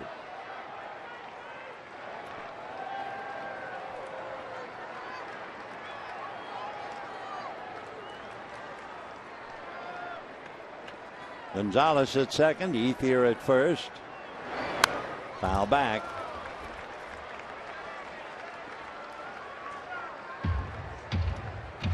Jim Hudson, coming into the game, was averaging a little more, 12.5 pitches per inning. That would be less pitches than any other pitcher in Major League Baseball, and yet this will be his 20th pitch in this inning. Hanley Ramirez saw 8 pitches while he was up there. And imagine averaging less than 13 pitches an inning. 0-2.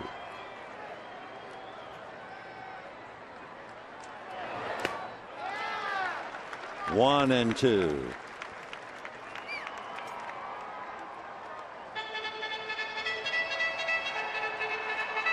Giants scored a run in the first inning. They have not had a man until the 6th inning get to second base.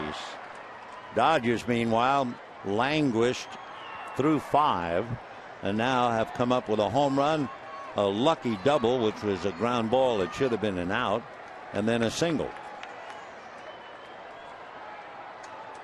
1-2. Fouled away. So Turner is certainly making Hudson work now, and for Tim, that's got to be a rare experience.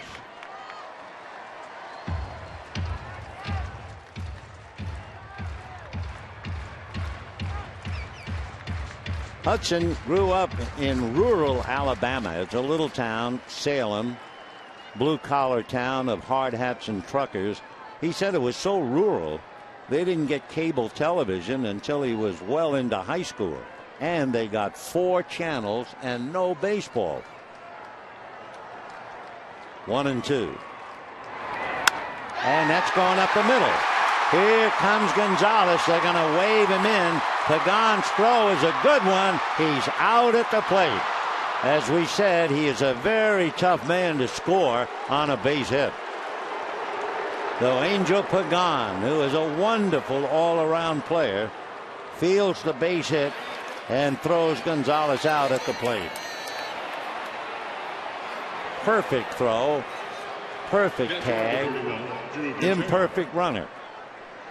Take another look. Low at the knees, base hit up the middle. Here comes Adrian. Puig gets the bat out of the way, and the out is still recorded at the plate. Take a look. Adrian running for all he can, but it's a perfect throw right there. Adrian turning the bag, switching gloves, goes into his slide. Didn't help. So 2 out. And a little dribbler up the middle, right on the bag. The out is very close at first. So the Dodgers send up a bunch of players, 7 of them. They get 2 runs.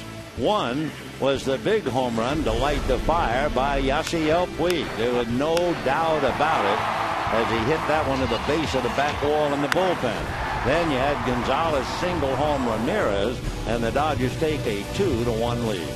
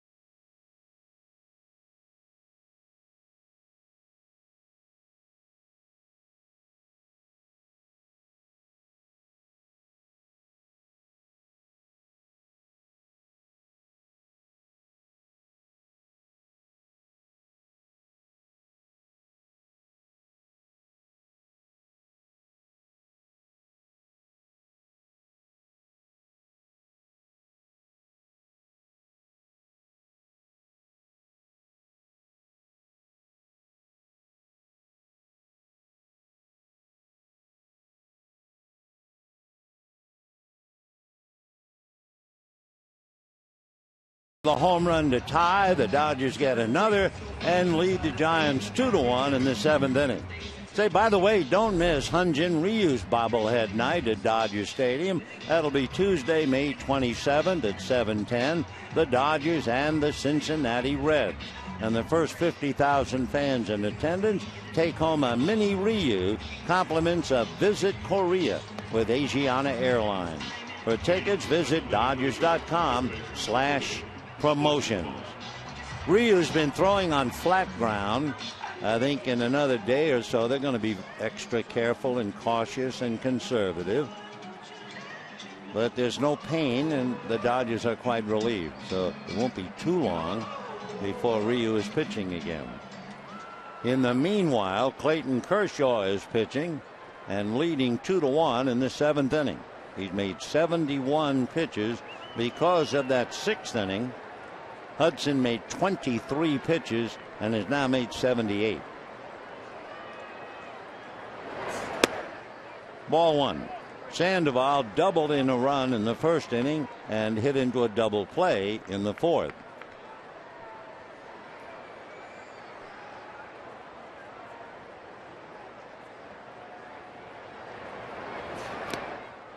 One and one. Kershaw has struck out 7. He's allowed 5 hits, 1 run. Interesting, we were talking about it a little while ago. That dream matchup, Giants Dodgers, right here back in 1963. Off speed for a strike. Sandy Koufax and Juan Marichal. Sandy pitching a no-hitter. A gem. Look at that thing float. 1-2 the count. And reached for and singled. I don't know if that's near a strike. We've been talking about the fact Sandoval just does not have a strike zone. He will swing at almost anything. The other night, he actually swung the ball over his head and hit a foul ball. Take a look where it is this time. Yeah, it's down there, almost in the dirt. He's amazing. Although it's one thing to be a bad ball hitter, but he's only hitting about $180 right now. He's 2 for 3 today. So the tying runs aboard. and the batter Brandon Hicks. It was Hicks who tried to backhand a ground ball just over the bag.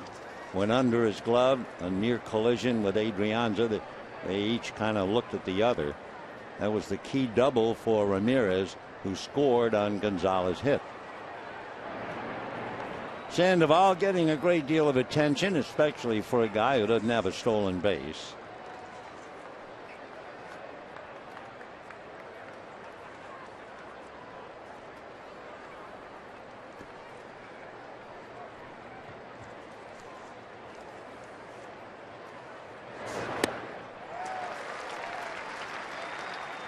Brandon Hicks has struck out twice today.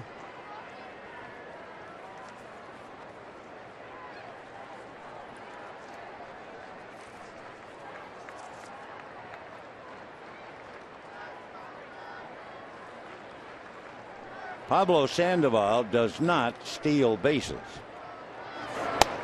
That's a strike. In fact, Sandoval had one stolen base in 2012, and that's it. Oh, if you go back to his younger days, all the way back to 2010, he stole 3. 0-2. And a towering fly ball. That has a chance to go out. Not a chance. It is gone. It looked like a curveball on a no-ball, 2-strike count. The Kershaw gives it up, and Brandon Hicks has the ability not just to get a base hit, but it's usually for extra bases. For Hicks, that's his 7th home run. Those 7 home runs and 4 doubles, and he gets a big, slow 0-2 pitch. I mean, Kershaw really did him a favor that time. He had struck him out on slow breaking balls, but not this time. Hicks makes him pay, and it's 3-2 San Francisco. That's a strike to Arias.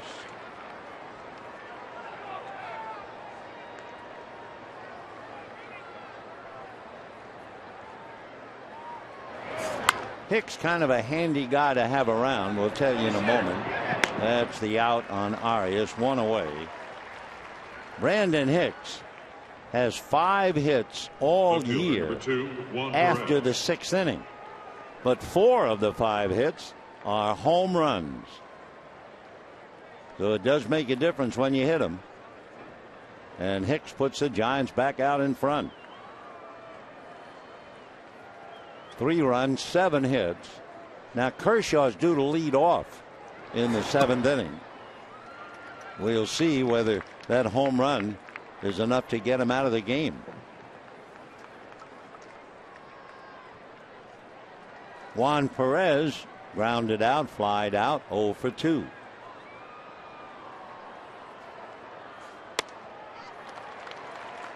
Jeremy Affeldt, the left-hander, gets up in the Giant bullpen. There's Jeremy. You have Adrianza and then Hudson.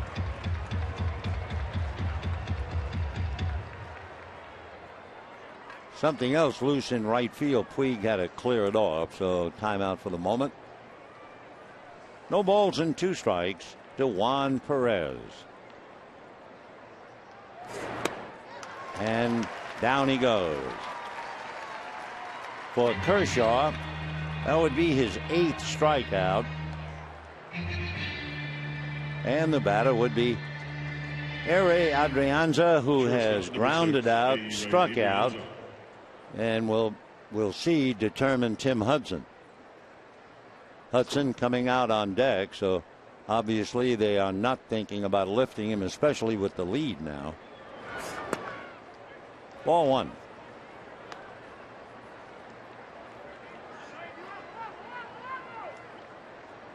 One ball and no strikes. Boy, isn't it amazing what that home run did? Listen to the crowd.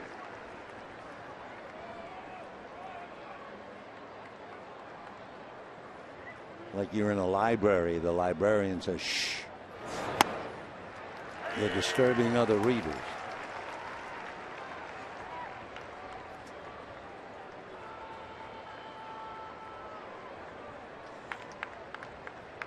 There's the man who turned the crowd off. 2-2. Clayton has now made 88 pitches. He got 2 out in the 7th inning. That also means he made 17 pitches here in the 7th. Foul back. Adrianza has grounded out, struck out, 0 for 2. Came into the game hitting 194.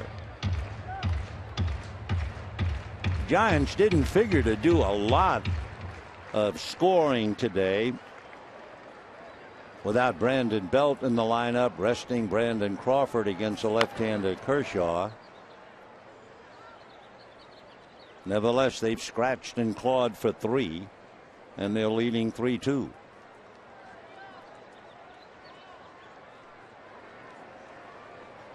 Bochy reminds me somewhat of Walter Alston. There's a quiet strength about him. The players love him. You ever know that he was born in France? Father in the Army. 2-2. 3-2.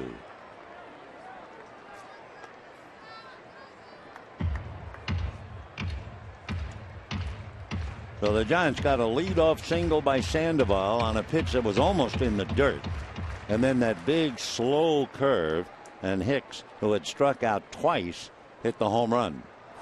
Fastball. So that will be strikeout number 9. However, the Giants get 2 on the single by Sandoval, a home run by Hicks, and they lead 3-2.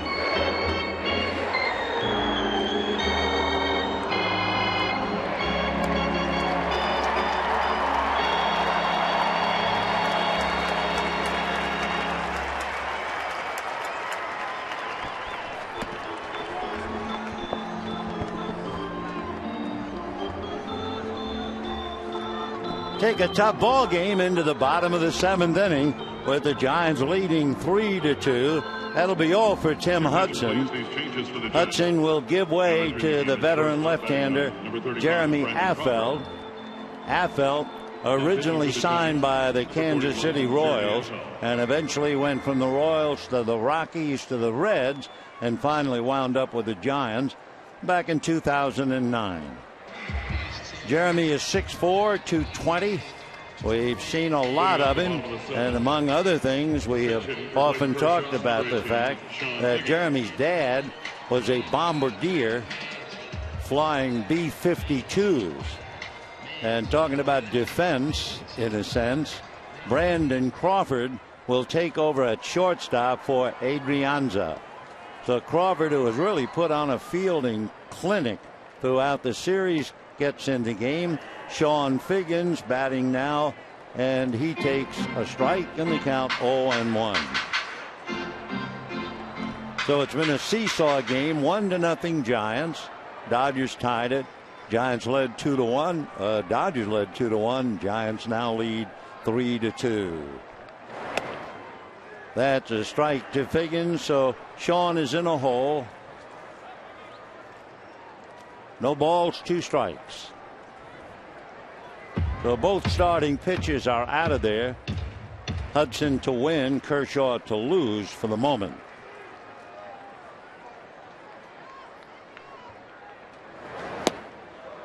Though Sean isn't around very long, he strikes out. And we have 1 out in the 7th. So Kershaw going through 7, struck out 9, but he gave up 3 runs, 7 hits. He's backed up now in the bullpen by Chris Withrow. 92 pitches made by Clayton, and it was not quite enough. That off-speed pitch to Hicks, he got it a little up and out over the plate, and Hicks, who had struck out twice against him on similar pitches, hit the big home run. So here's Gordon, 0 for 3, 2 ground balls and a strikeout. On deck, Yasiel Puig. One other note, and I'm sure it will gall Clayton Kershaw. I mean, a late inning home run always hurts. But remember, the count was no balls, 2 strikes. And they go back through the books. It is the 4th time in his career that he's allowed a home run on a no ball, 2 strike count, and Hicks was the guy who got it. I've told the story before. I remember shortly after the war, the New York Giants were constantly being hurt on 0-2 home runs. And Mel Ott, who was then the manager, said to his pitchers, you give up a home run 0-2, and it's going to be a fine of $500. Well, today $500 wouldn't mean very much to a big leaguer. That's a strike to Gordon. But back then, $500 was a lot. And Bill Voisel, a Giant pitcher, gave up a home run on a no ball, 2 strike count to, I believe the batter was Vernal Jones, Nippy Jones. Voisel wasn't so angry about the home run. He was angry about the $500. Well, what's he going to do about it? That's a check swing, 3-2. And Voisel finally let go the pent-up anger. He picked up the rosin bag, and as Jones rounded second base, he tried to hit him with the rosin bag. He missed, and he paid the $500. 3-2 to D. 1 out, 7th inning. 3-2 Giants. Little nubber, Posey, and how about it? Safe. We're waiting for the call by Paul Schreiber. So Gordon is aboard with 1 out, and that'll wake up everybody. We'll wait on the scoring. Bruce Bochy going out to talk to Paul Schreiber. Schreiber did not hurry his call. It took him a while before he flashed. You can see Bochy looking in the dugout. Do I actually challenge? They'll get the word, and the word is don't bother.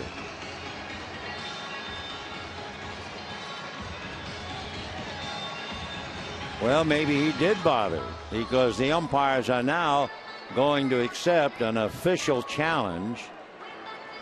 A very close play, and especially with Gordon. I mean, you let Gordon aboard, and the way things are going, it's as good as a double. He has stolen 24. So this is a big decision in a one-run game and in the 7th inning. Little nubber. One thing that Gordon was doing, he was awfully close from running outside of the lane. The left foot is certainly outside, so is the right foot. Then the left foot again outside, and that could be the deciding call. Not whether the throw was on time, but whether he was running outside or inside, as you prefer, the 45-foot lane. That rule, of course, is he must stay in that lane to provide the catcher from having a reasonable chance to throw to first. So it's a big discussion, a big play, and a big game. We can look at the replay again. It certainly looked like, at best, he was shading, maybe on the inside part of the lane. Watch this. Just watch Gordon's feet. He's not in the lane. And because of that, well, we'll just wait and see.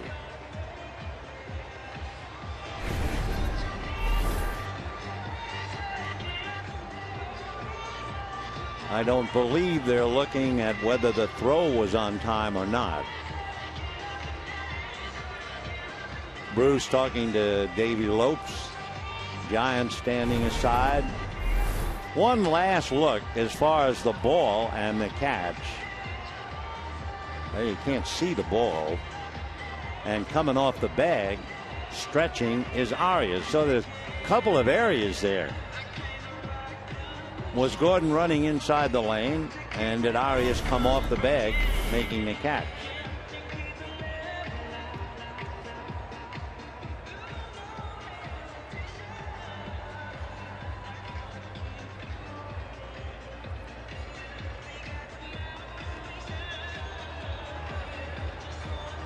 By the way, while they are waiting, the paid attendance today, 51,369. 51,369. And on the anniversary of a Sandy Koufax no-hitter against Juan Marichal and the Giants, this was an ideal matchup. Clayton Kershaw and Tim Hudson. So that's a lot going on that play at first base. A, about Gordon running in the lane. B, on whether the throw was in time or not. And C, whether the first baseman's foot came off the bag. Over 4 minutes now as they await the decision.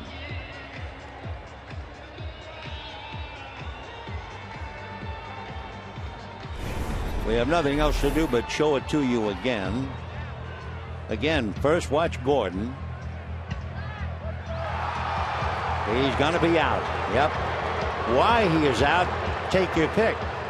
But he was out from up here because he was not in the lane.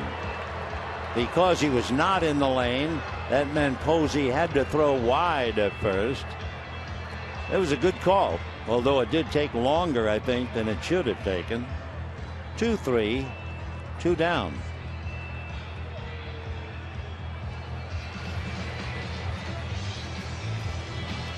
Now Jeremy Affeldt will come out. They'll go to the bullpen again, and we'll be back.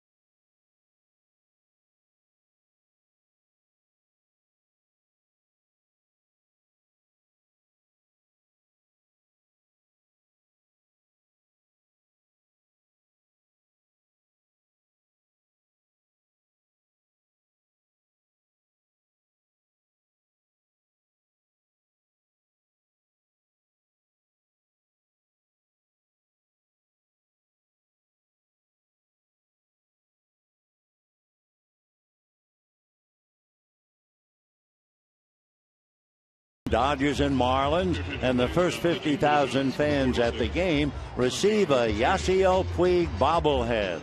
Compliments of Bank of America. For tickets, visit Dodgers.com/promotions.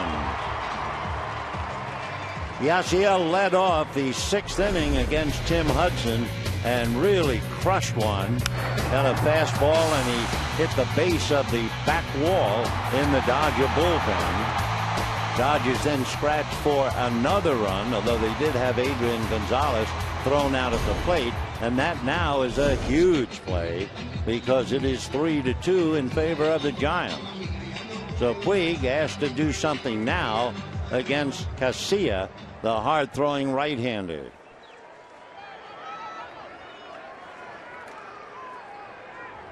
Santiago Casilla riding to the rescue. He's from the Dominican, originally signed with the A's back in 2000. Fastball grounded into left field, base hit. So Puig hit a home run on the first pitch, now singles on the first pitch, and the batter will be Hanley Ramirez. Hanley Ramirez got a base hit, although it's nothing that he would advertise. They had the left side of the infield loaded up. Hanley hit a ground ball between Arianza and Hicks. It went by Arianza. Hicks tried to backhand the ball. It went under his glove, and the ball was going to die out on the grass in left center, and Hanley hustled for a double and came around to score what was then the Dodgers' second run and a go-ahead run. And a ground ball to the hole, smothered by Crawford. The long throw is in time to get him. So Brandon Crawford, just in the game, who's been absolutely brilliant throughout the series. Sure enough, he comes up with another clutch play. What a shortstop he is. Wow. He takes a short base hit away from Hanley. Going deep, backhanding, going down, getting up, turning, set, fire, and a strike. And it's still 3-2 Giants.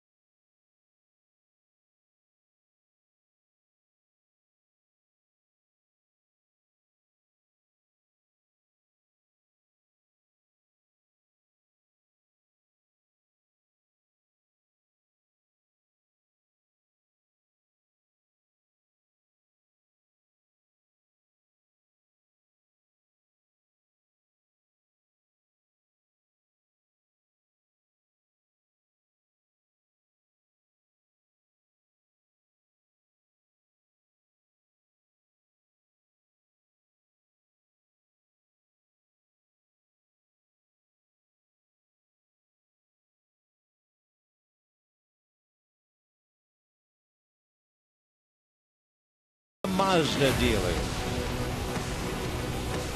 It's been the kind of a game you would expect coming into the ballpark, with Clayton Kershaw and Tim Hudson, and through 7 innings it's Hudson and the Giants leading 3-2. One of the classy points about the game, through 7 innings there was only 1 walk, and that was the intentional walk given to Andre Ethier by Hudson in the 6th inning. Kershaw wound up 7 hits, 3 runs, 9 strikeouts, but to no avail. Right now he's in the shadow of a loss. Chris Withrow will try to hold that Tiger until the Dodger hitters try to catch up. So Chris will be perking to Casilla, or Crawford, and it's going to be Crawford. We weren't sure since they both came in at the same time. So Brandon Crawford batting ninth and leading off. Boy, what a series he has had with the glove. Remarkable. Hitting .265.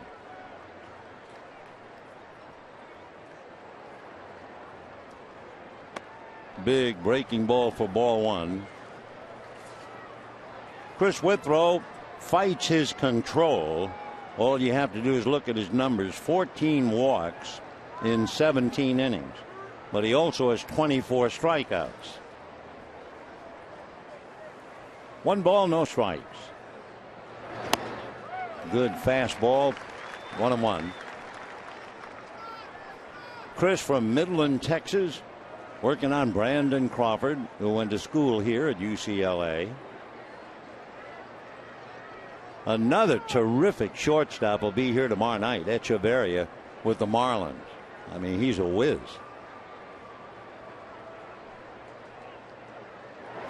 And a drive to center. Back goes Camp away back to the track. Over the shoulder catch. How do you do? So a nice play by Matt Camp, who made that diving catch of the ball hit by Hudson in the 6th inning.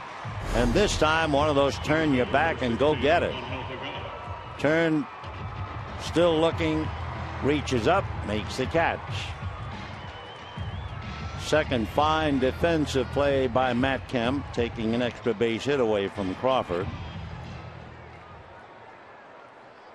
And the batter now, Angel Pagan. You can watch Withrow show his appreciation. Whoa, okay, got an out. So 1 down. Ball 1 to Pagan, who has singled, scored a run, and doubled. 2 for 3.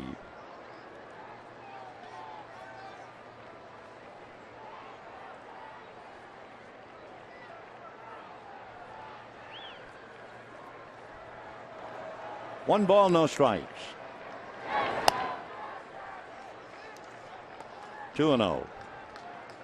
Withrow's earned run average is 0.53. Can you imagine? He's almost in the top 5 in the entire game. However, as hard as he throws, we talked about the balance of walks and strikeouts. 3-0.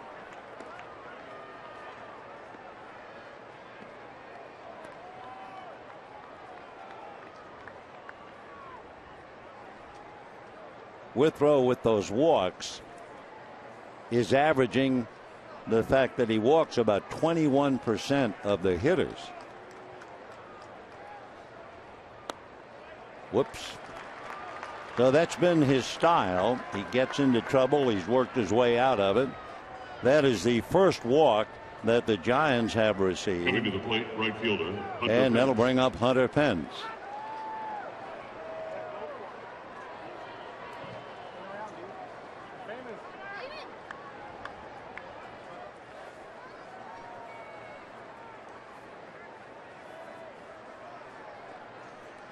The big thing that has helped Chris Withrow, we talk about the fact walking 20% of the hitters, but combine that with the strikeouts, and that's what saved him.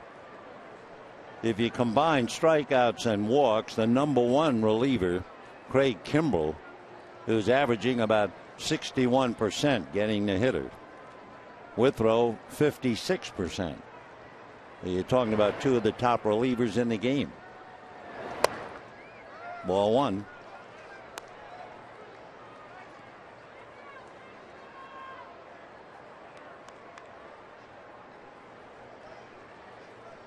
One out, 8th inning, 3-2 Giants when the Dodgers come up in the bottom half. Gonzalez, Kemp, and Ethier. Breeze blowing from right to left. 1-1.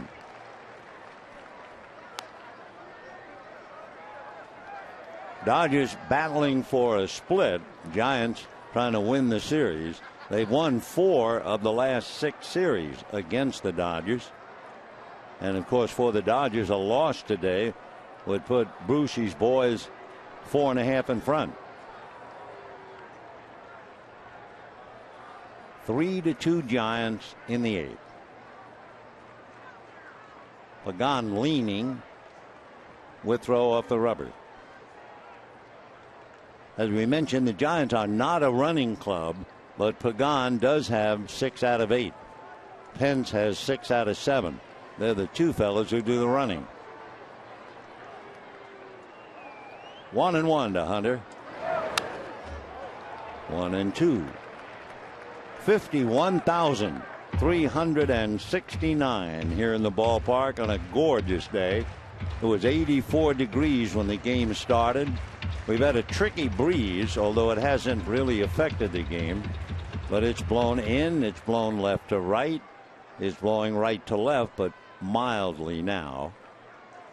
But if you're an outfielder, you got to keep your eye on the flags. 1-2.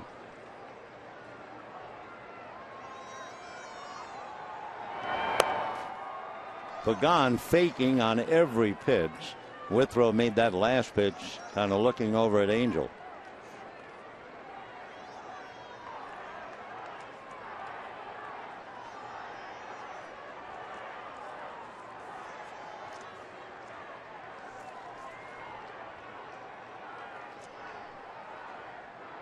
He bluffs again, and that makes it 3-2.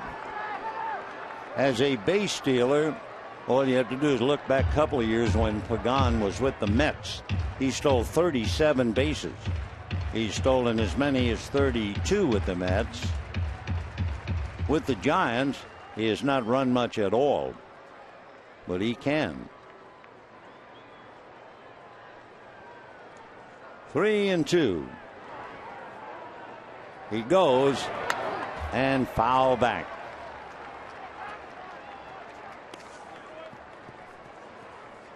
One out in the 8th. Giants lead 3-2.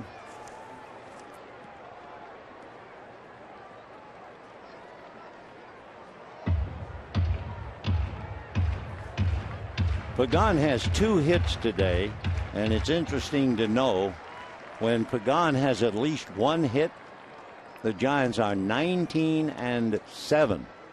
He has a great effect on the offense. There he goes. Big chopper that takes out of the double play. So the out recorded at first, Pagan safely at second, and the batter will be Buster Posey. Catcher number 28, Buster Posey.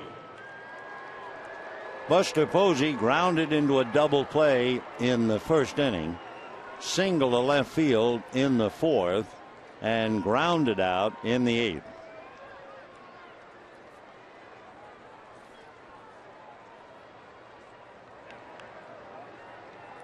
Posey, always bad news anyway for the pitcher, but especially with runners in scoring position. He came into the game hitting .385 in that area. And promptly lives up to it. Base hit. Kemp will try to get him, but Pagan runs way too well. Cut off by Adrian to make sure Posey stays at first, but he just keeps doing it. You see a player with a plus note, and they just keep showing that he can continue to do it. So Posey is 2 for 4, drives in a big run, and the walk by Withrow is cashed in.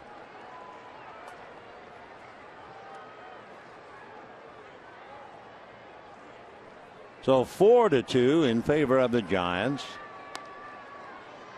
Pablo Sandoval doubled in a run in the first inning, hit into a double play, and then singled and rode home on Hicks' home run. So he's been busy. Scored 1, knocked in 1. 4 runs, 8 hits for the Giants, 2 runs, 9 hits for the Dodgers. And for Withrow, the problem started on that walk to Pagan. But he was fortunate. Remember the catch over the shoulder Kemp made on the long out by Crawford. 1 ball, no strikes. And that's going to go foul. 1-1.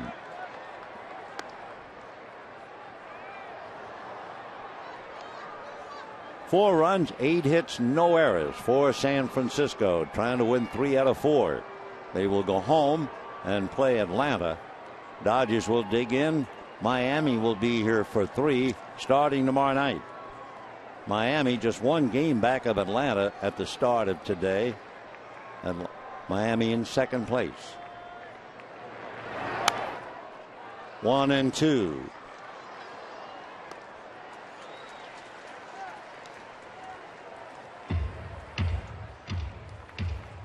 To repeat when the Dodgers come up: Gonzalez, Kemp, and Ethier.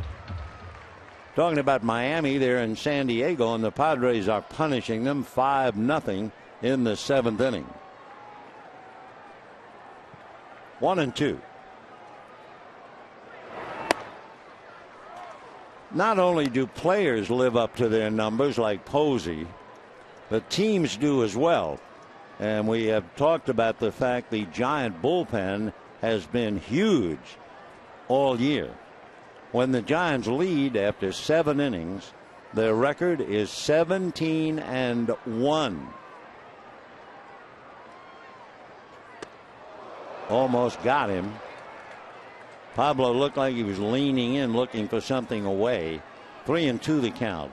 When the Giants are leading after 8 innings, they are 16-0.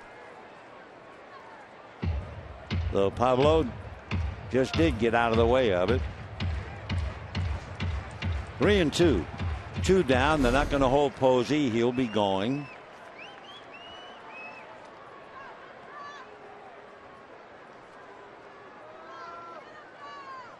There he goes. And it's a pop fly. Trouble. A trio of Dodgers. Kemp out of nowhere. So Matt makes another nice play in center field, but not before the Giants add 1. And we're going to the bottom of the 8th. 4-2 Giants.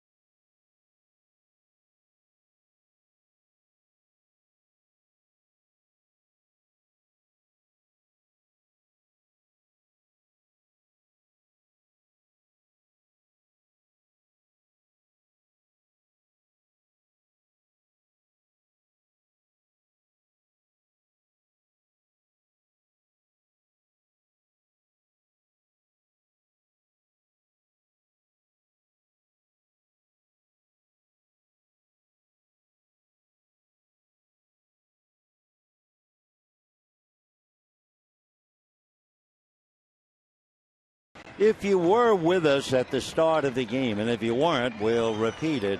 We were talking about how the hitters bat against Kershaw. 248 against his fastball, 153 against the slider, 143 against the change, and 086, less than 100 against his curveball. That's what the Giants hit against the curve. Well, when Hicks was up there twice, Hicks struck out twice. I know once on that slow curveball.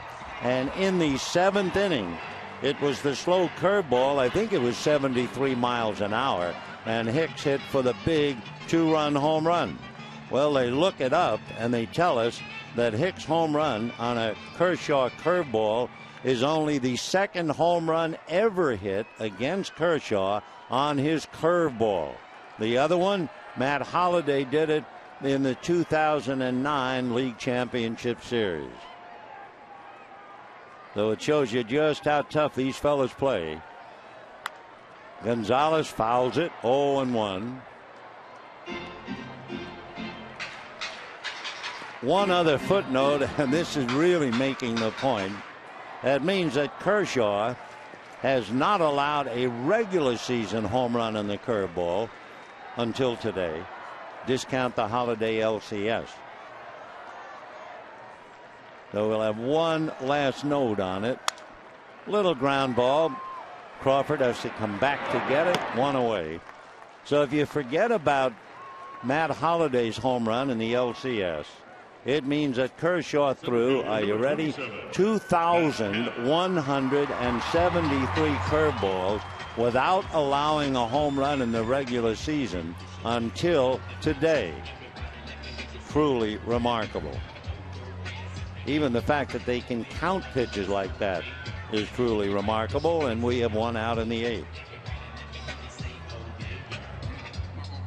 Chris Perez, Jamie Wright warming up in the Dodger bullpen, and here's Matt Kemp.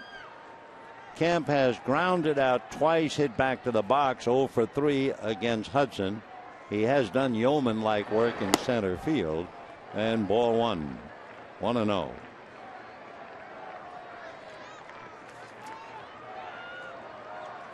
On deck, Andre Ethier.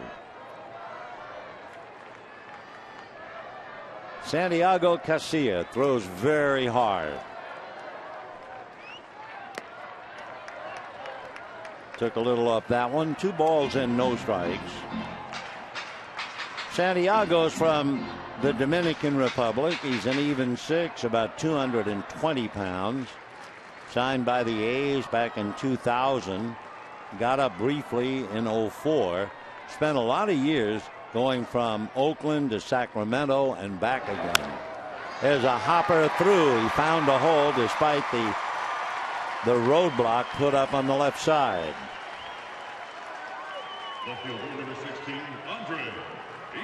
So Andre Ethier will be coming up. He has 2 doubles and an intentional walk. If you'd like to know in the past about Casilla and Ethier, Andre 2 for 4 against him in the past.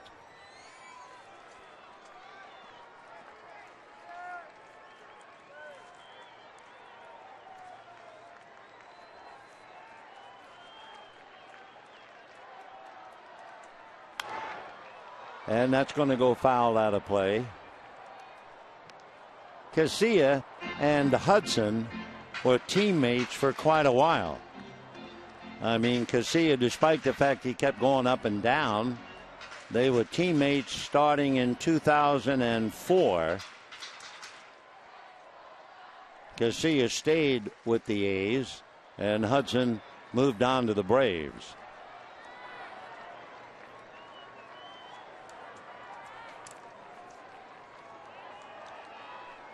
Casilla, fastball, curveball, slider, change, and working on his splitter.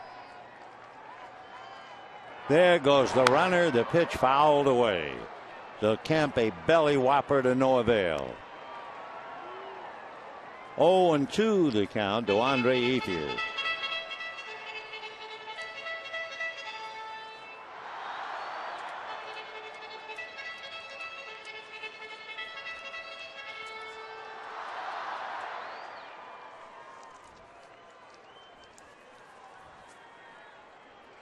So Ethier up there, no balls, 2 strikes, 1 out. 8th inning, Kemp at first. 4-2 Giants. Casilla's from the same town,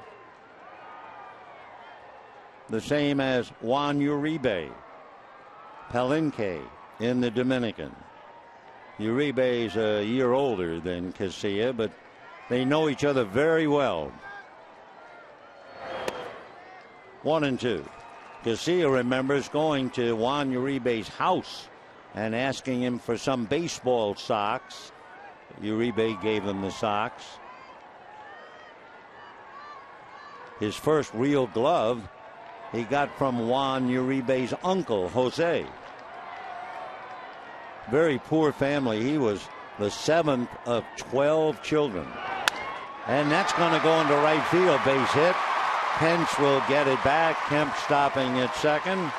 So with 1 out, the tying run's aboard, and the batter is Justin Turner. So Uribe, who did not start yesterday, comes out of the cage and has a single, 2 doubles, and a walk.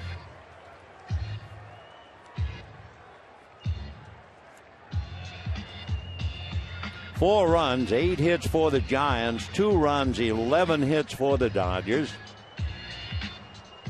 Justin Turner grounded to short, grounded to first, single to center.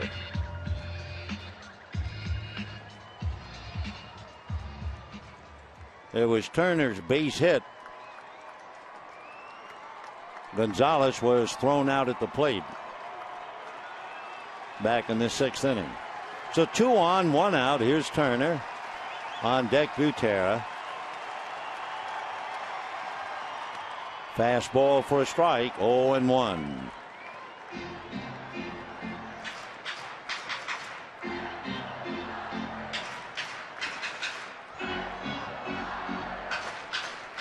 Santiago Casilla, by the way, you may remember the fact that he pitched for a couple of years under an assumed name. He borrowed the birth certificate of a buddy. That's a foul ball. So for a couple of years, Santiago Casilla was known as Jairo Garcia. When they found out about it, it made him 2 years older and 10 months older when he revealed the truth. Apparently that's done a lot. The kids in the Dominican trying any way they can to get out of poverty, and they'll borrow a neighbor's name if the neighbor's younger. 0-2.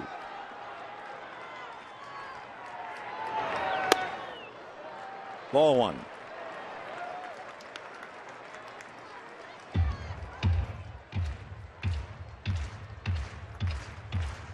Down in the Giant bullpen, Javier Lopez, the left-hander, Gene Machi, the right-hander, loosening up. 1-2 the count to Justin Turner. 2-2. That looked like his slider. Casillas thrown 15 pitches. Remember, the Giants are 17-1 if they're leading after 7, 16-0 after 8. So Boshi relying on his bullpen, and for him, so far so good. 2 on, 1 out.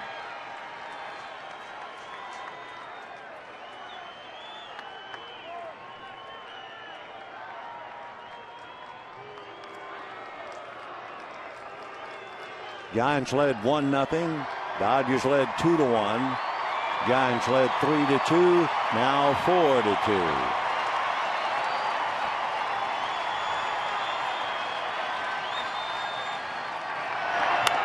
And a little flare foul, and can't be played by Arias, because Arias basically a shortstop. He doesn't know the territory over there at first base. Belt probably would have made an easy play. Gonzalez would have made it for sure. Arias just not quite sure where he is. He had plenty of room. No play. Though the Dodgers get a little bit of a break. Young man playing first, which is not his position. So now let's see what Turner does on that big play. 2-2.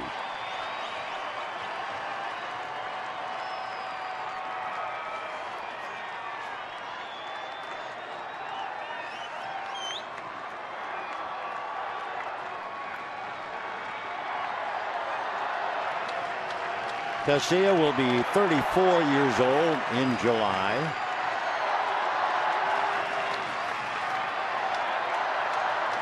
Two on, 1 out.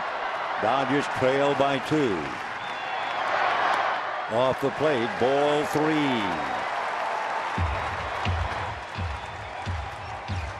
Santiago has a brother, Jose, who is a relief pitcher in the Giants farm system. In fact, in spring training, he and his brother were in baseball together for the first time. Then after a couple of weeks, Jose was sent down.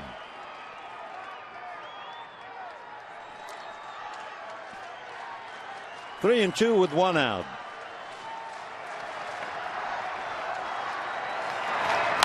And line foul over the head of Davey Loaf. Boy, he was low bridged. I still don't understand why the coaches, it took me 30 years and finally begging the commissioner to have the coaches wear helmets. And darned if they grudgingly said, okay, we'll wear a helmet, but we're not going to wear an earpiece. Really? Glad you're smiling, Davey. 3 and 2.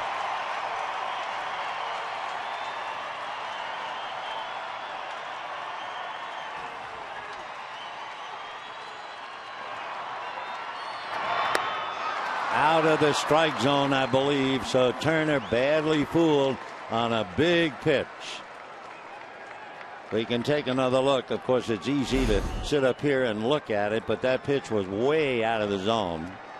So Turner strikes out. 2 out. Carl Crawford will now come up and bat for Butera. Pitch hitting for Butera, number 3, Carl Crawford.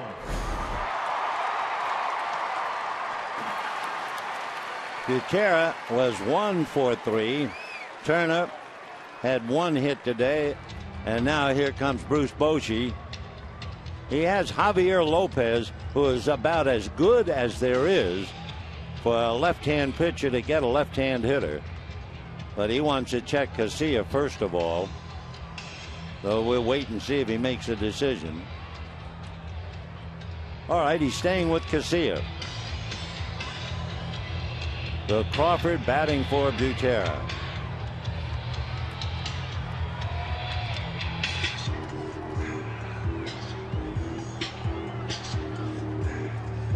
Carl Crawford with a 7-game hitting streak and batting .500 during the streak. Started yesterday, had a base hit in his last at bat to keep the streak alive. He went 1 for 4. So 2 on, 2 out. And here is Crawford. He is 0 for 3 as a pinch hitter, and that's a strike. Dodgers bring Miguel Olivo out on deck. He would bat for Withrow if given the opportunity. There's Miguel. 0-1 to Crawford. Big slow breaking ball, but up. 1-1. Hudson, Affeldt, and Casilla, Kershaw, and Withrow, and either Perez or Jamie Wright, depending upon the outcome here in the 8th inning. 1-1. Fouled away. 1-2. That was a big pitch to get Justin Turner. It could have been bases loaded, 1 out.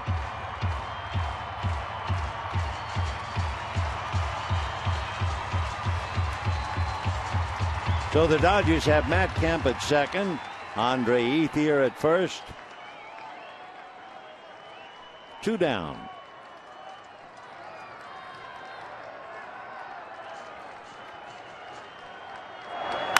And popped in the air to shallow left. Coming in Perez. Juan is there, and the Giants are out of the trouble. So the Dodgers leave 2, and at the end of 8, it's 4-2 Giants.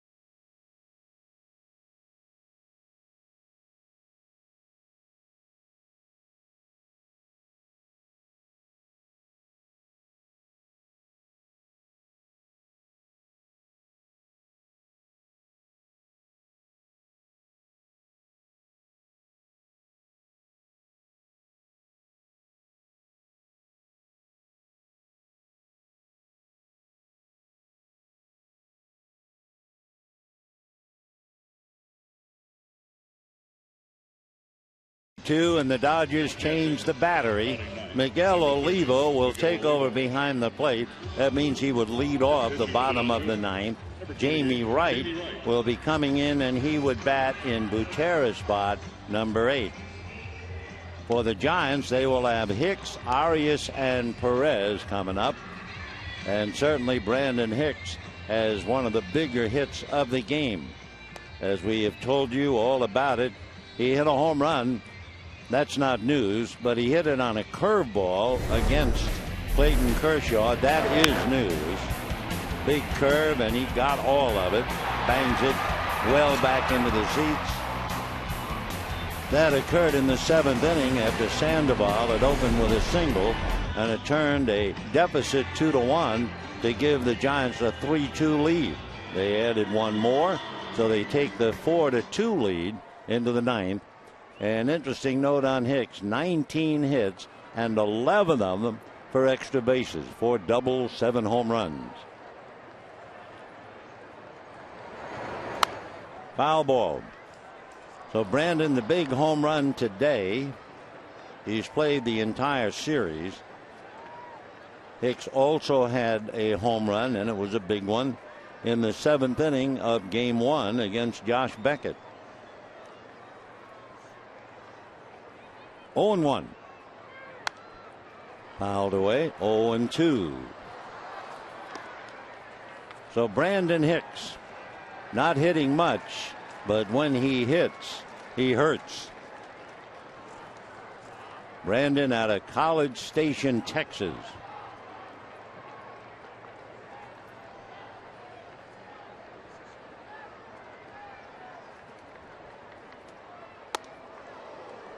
One and two. Last year, Marco Scutaro hit .290.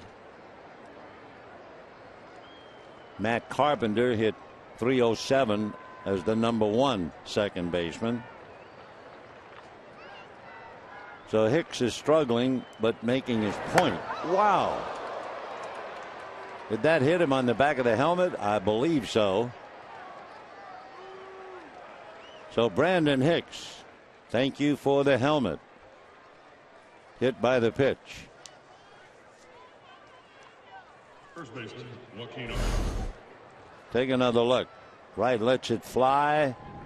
Yep, got him right off the back of the helmet. Wow.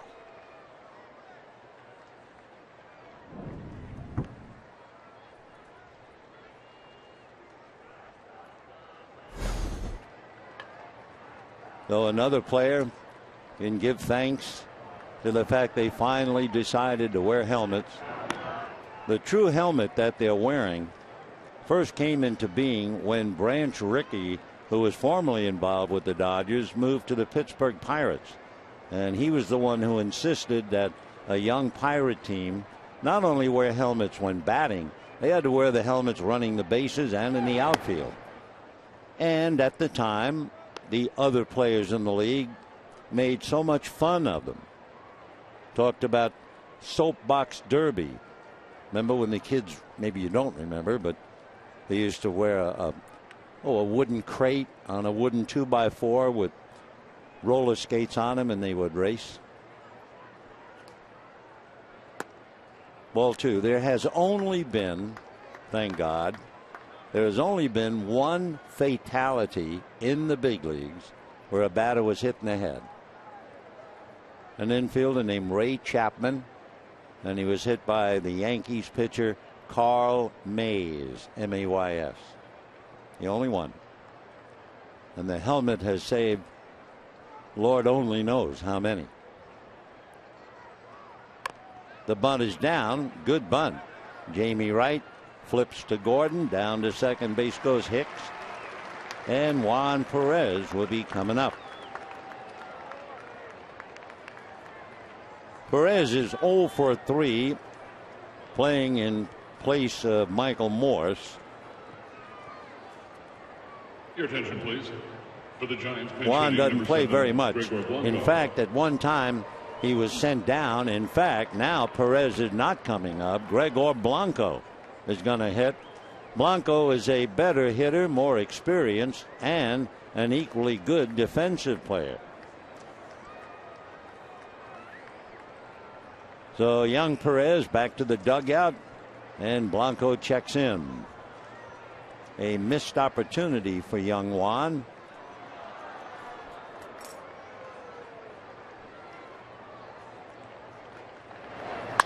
Ground ball to the hole. Gordon plugs it up, makes the play for the second out, and Hicks advances to third.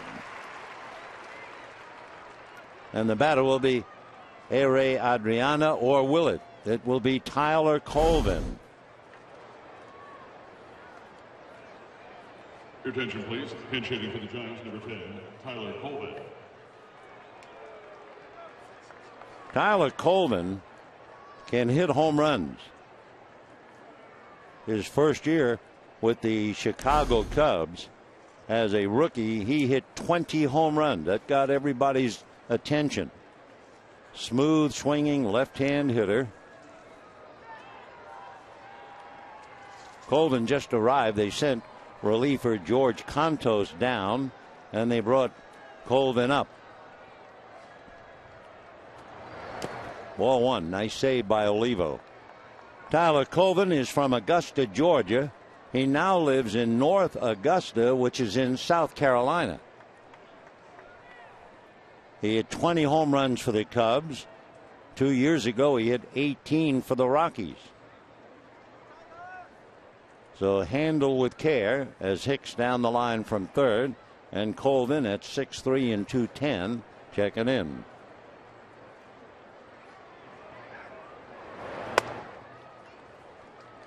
Two and 0. Olivo out to talk to right.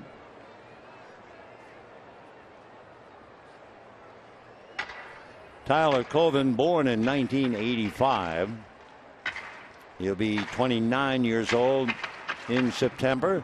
He was a big man on campus. He went to Clemson University. As a kid watching games on television, he admired Mark Grace and that smooth swing that Mark had. Slap foul, 2-1.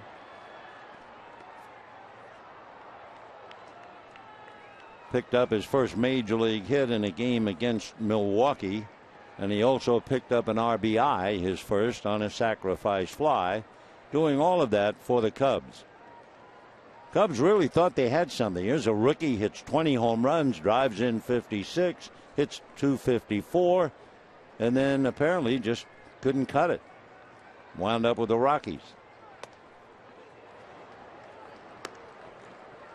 He hit the 18 home runs, 72 runs batted in Colorado, but couldn't cut it to stay with the Rockies last year. This year wound up in Fresno and just recently called up for this series.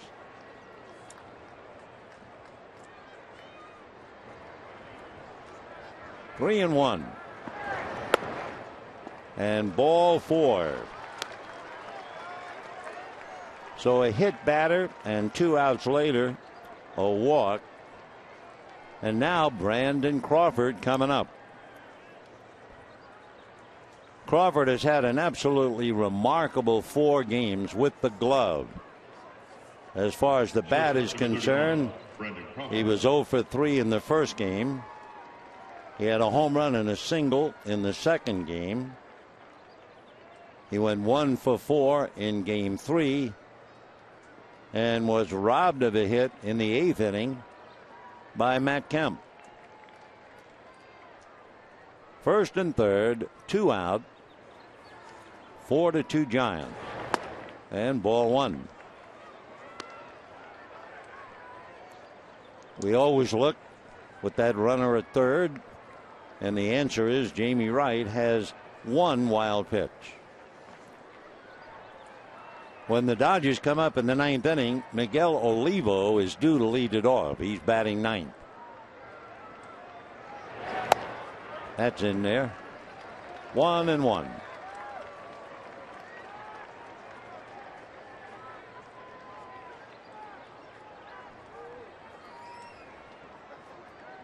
Mattingly has used Crawford and Figgins as pinch hitters. 1-1.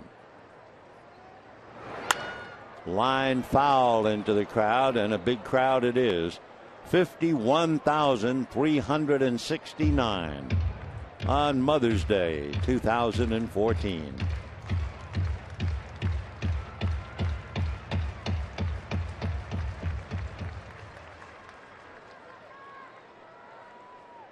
One and two to Brandon Crawford.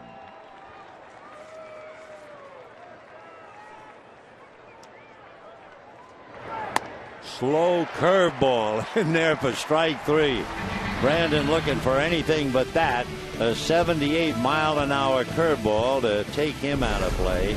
The Giants leave two after Crawford looks and is out, but it's still 4-2 Giants.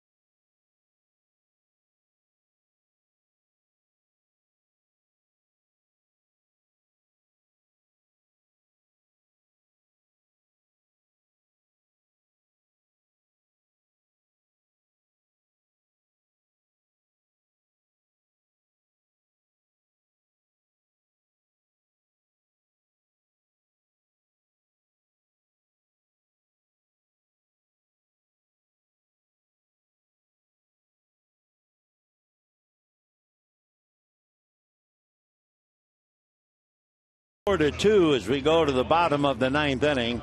Gregor Blanco, who batted for Perez, stays in the game in left field. And the big man at 5'11", yes, he's bigger than that, Sergio Romo, comes out of the Giant bullpen to try and save this one. Romo is 2-0. His earned run average 1.6. He has struck out 12 while walking only 3. He's from Brawley. And he remembers exactly 20 years ago, he was 11 years old, and he came to see his first game from Brawley. Took about 3 hours to get here. He sat down the left field line right near the foul pole. Raul Mondesi hit a home run for the Dodgers, and young Sergio Romo was hooked. From then on, it was baseball, baseball, and more baseball. 5'11", 185. Been with the Giants since 2008. Went out briefly first couple of years, but he's there solid now.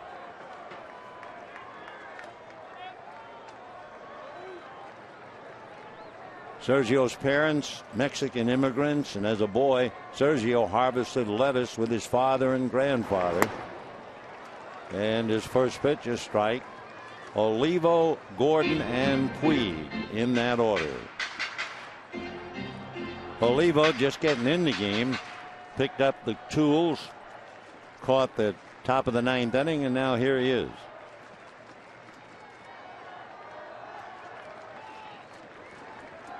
Oh and 1. 0-2.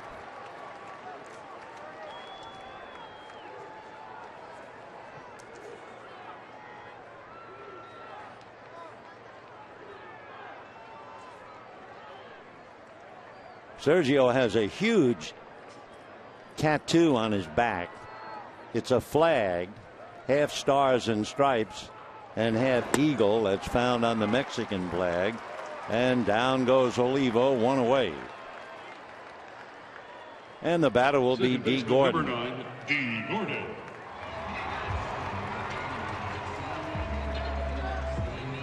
Sergio brings to the dance pretty good fastball, curveball, And he has variations of a slider, a splitter, and a changeup as well.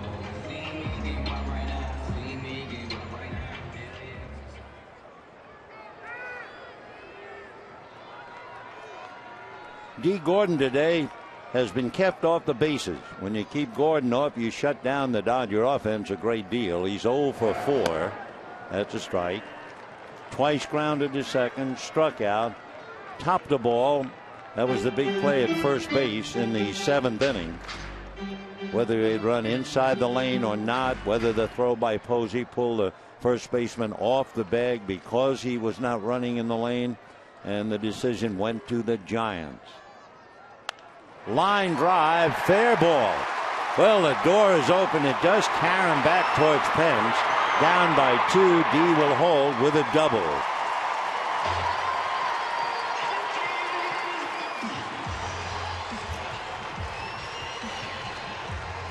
So a 1-out double in the 9th inning, and the batter will be Yasiel Puig, and that wakes up this crowd.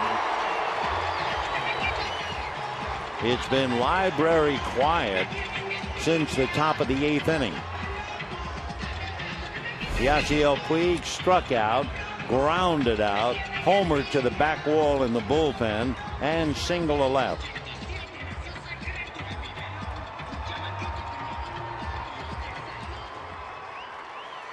Yasiel, remember, 11 of his 25 home runs in his career, 11 of them have been hit on the first pitch.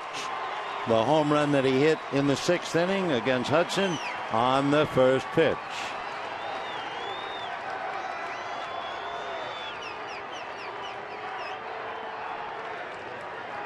One out. Inside corner, 0-1.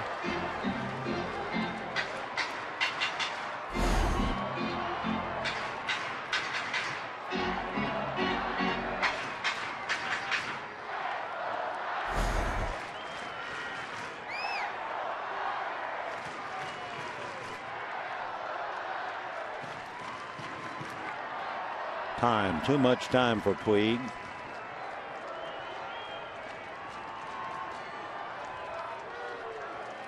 Big moment in Romo's life, spring training of 2013 after the World Series.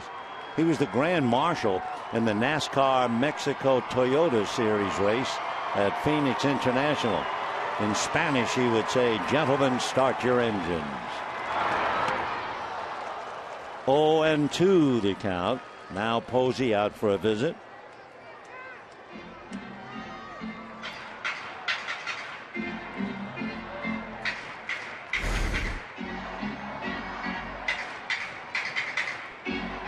No balls and 2 strikes to Yasiel Puig.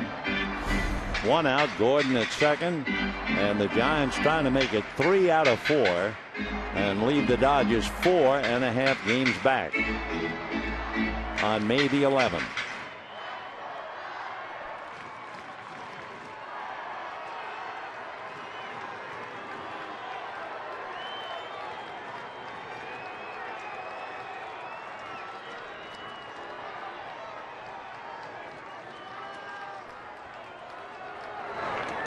You wouldn't expect him to throw anything near the plate. 0-2.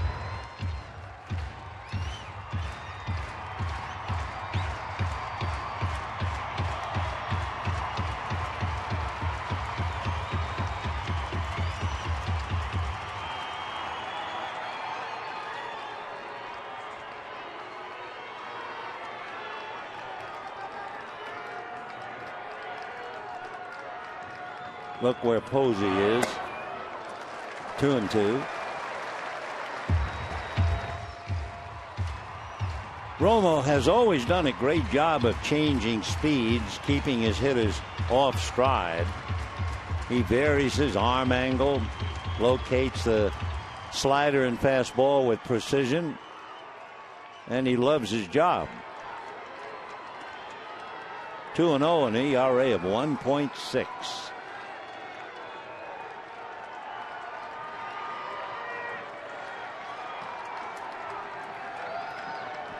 Posey shuffling cards behind the plate. 2-2. 3-2. Well, he's thrown him nothing but breaking balls. The luxury of a 2-run lead. Hanley Ramirez on deck has not had much success against Romo. He's only 3 for 14. However, 2 of the 3 hits have been home runs.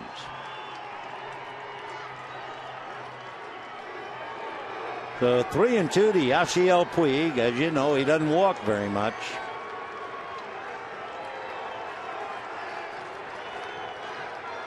Puig has struck out 30 times, walked 15.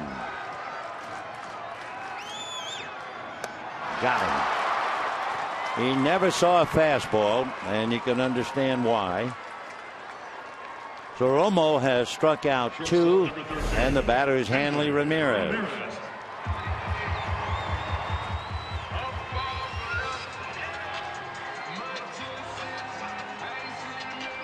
Romo now has struck out 14 and walked only 3. Did a little high wire act with Puig going 3-2, but he got away with it. Ramirez today is grounded to third, grounded to second, hit a ground ball under the backhanded attempt by Hicks. It went for a leg double, and then he grounded out again.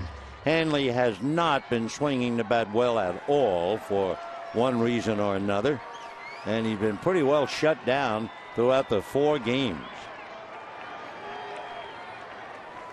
0 for 4 in the first game, 0 for 4 in the second game, 0 for 1 in the third game, and 1 for 4 today, and a strike. 0-1. So since he has been with the Dodgers, this is probably the most ineffective series he's had in quite a while, outside of when he was injured. But to shut him down so much in a 4-game series, despite the fact that Giants have terrific pitching, but he's also quite a hitter. 0-1.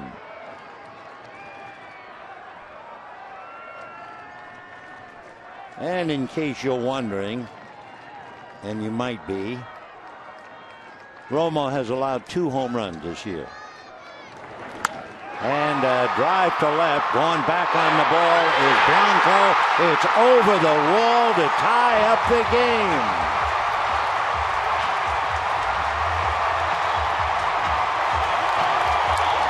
A low line drive. The first thought it was going to be high off the wall, and it stayed up. And so Hanley finally puts the swing on you know he's famous for. And we're all even 4-4.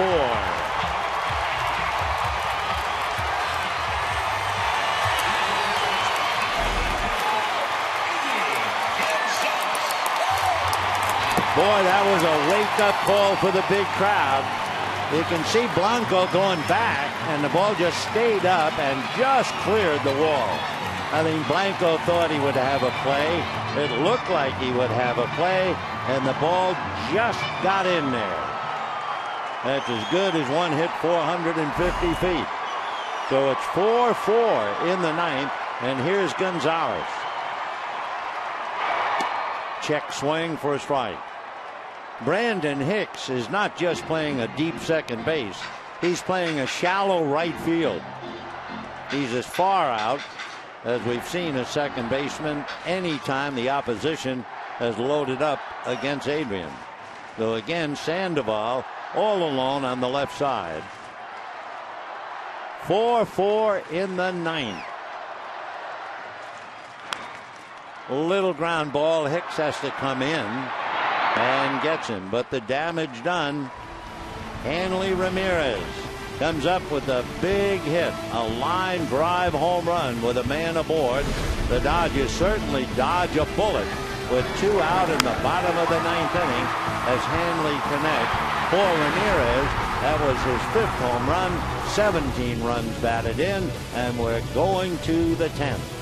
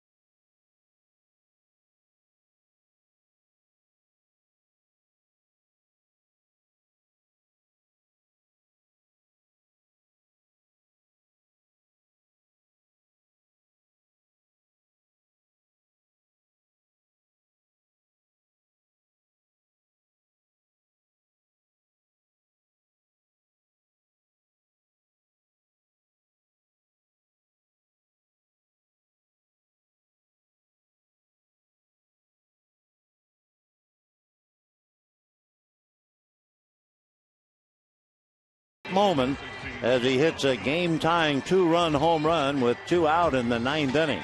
A child's dream fulfilled.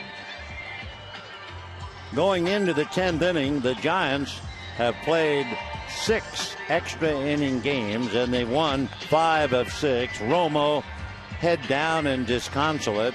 The Dodgers, meanwhile, are playing their 10th extra inning game. They're 3-6. So Romo has one getaway, and that certainly defies the odds. Remember, we told you after 8 innings, the Giant record was 16-0. And the O is OH as the Dodgers get off the floor. And now Kenley Jansen coming in. The Giants not only 5-1 in extra innings, 3-0 on the road. And the Dodgers 3-6 in extra innings, 1-5 at home. Romo made 15 pitches and wished he got back the 14th.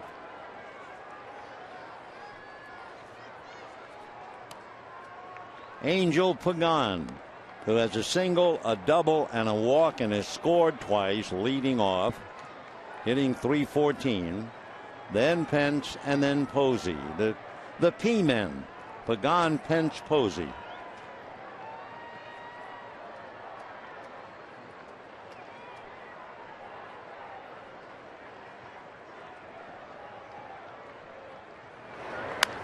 And that's fouled away off to the left, out of play. So the Dodgers have used Clayton Kershaw, Chris Withrow, Jamie Wright, and now Kenley Jansen. Kershaw made 92 pitches, Withrow made 21, Wright made 17. Giants have used Hudson, Affeldt, Casilla, and Romo. 1-1. 2-1. Kenley Jansen in his 21st game working on Pagan. Kenley a record of 0-1, an ERA of 3, 7 walks, 29 strikeouts. 3-1.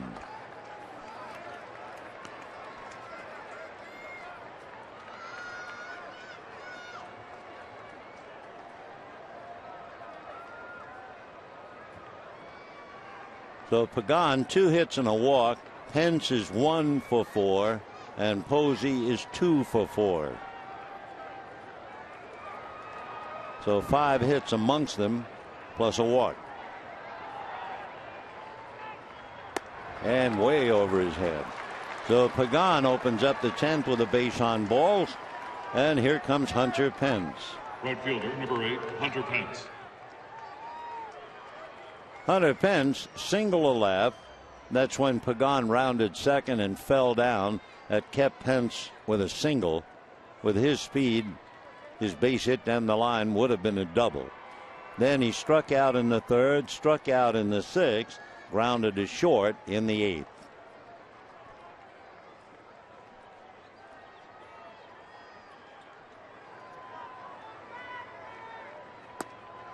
And ball 1. Kenley did not pitch in yesterday's game. He did not pitch in the game before that. And he pitched the 9th inning of the first game. Made 13 pitches. Struck out 2. Called it a night. That was the extra inning game that the Dodgers lost 3-1. 1 ball, no strikes. Pagan definitely a threat to go, even on a club that doesn't run well.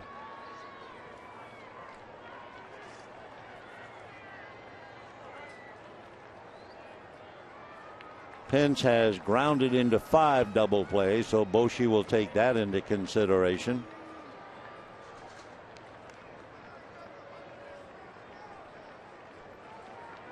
Four in the 10th.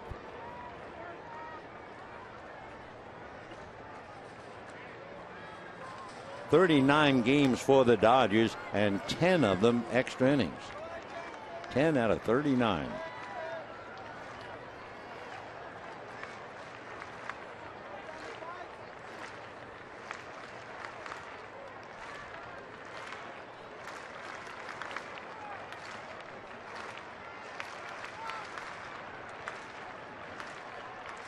And that's going to be a base hit into left field. Pagan to second and holding. So the Giants now have runners at first and second. Nobody out in the 10th. And the batter will be Buster Posey. Catcher, Buster Posey. Posey grounded into a double play. Single to left. Grounded out. Single to center to drive in a run. So Ethia gets the ball back in. 2 on, nobody out. And the Giant catcher, who has always been Mr. Clutch, up there in a clutch spot, followed by Sandoval.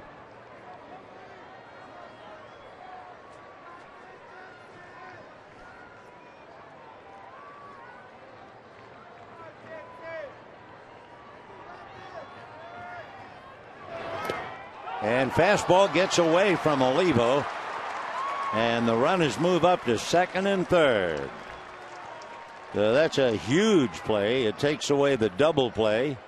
And it puts 2 men in scoring position. It will be a wild pitch charge to Kenley Jansen. Bounces it in front of Olivo, who tried to block it properly, and it just squirted through his legs. For Kenley, his second wild pitch.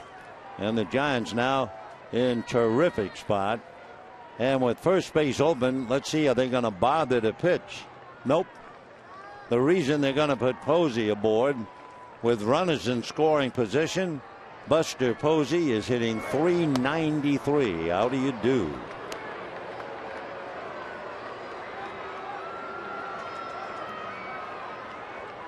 So Pablo Sandoval, switch hitter, will be coming up to bat left-handed. Sandoval, among other things, has grounded into 6 double plays.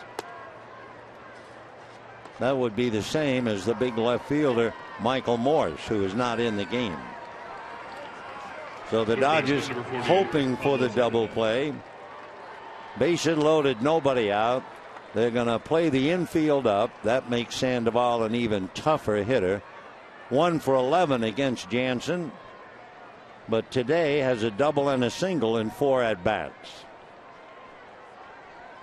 After Sandoval, you have Brandon Hicks, and then Arias, Joaquin, the first baseman. So Pagan at third, Pence at second, Posey at first. The P-men on display. Ground ball, and it finds its way into left field, and the run scores. Somehow that ground ball just did get between Ramirez and Turner. Base hit, run batted in, everybody moves up 90, and it's 5-4 Giants. Right there by Turner. So Sandoval coming up with his 3rd hit. Sandoval going down the line, happy to pick up an RBI. It's been a big struggle for the Panda, as they call him.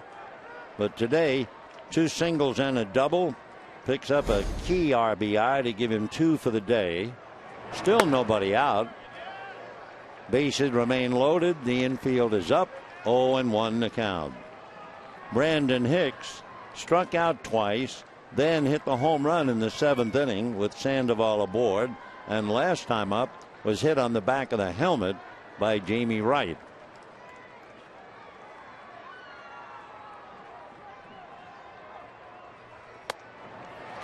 Oh, 2.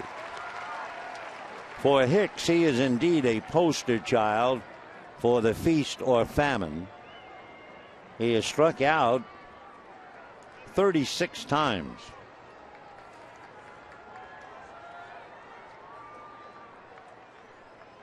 No balls, 2 strikes.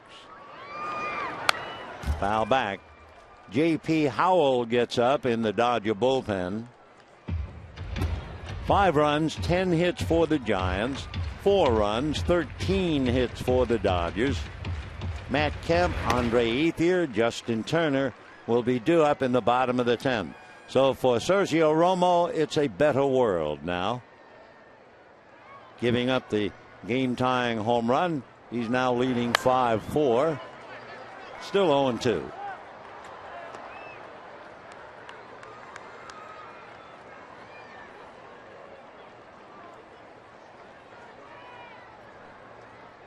Don Mattingly using Jansen, and today for the big man, 2 hits, 2 walks, and a run in. 0-2 to Hicks. Got him. So Hicks strikes out again for the 3rd time, but he still had the big home run, and that's only the first out. Hector Sanchez, the switch hitting catcher, will now come up and bat for Arias, and it could very well be that he might stay in the game and play first base. His name is one of many mentioned by Boshi as a replacement for Brandon Belt. Your attention, please. For the Giants, pinch hitting number 29, Hector Sanchez.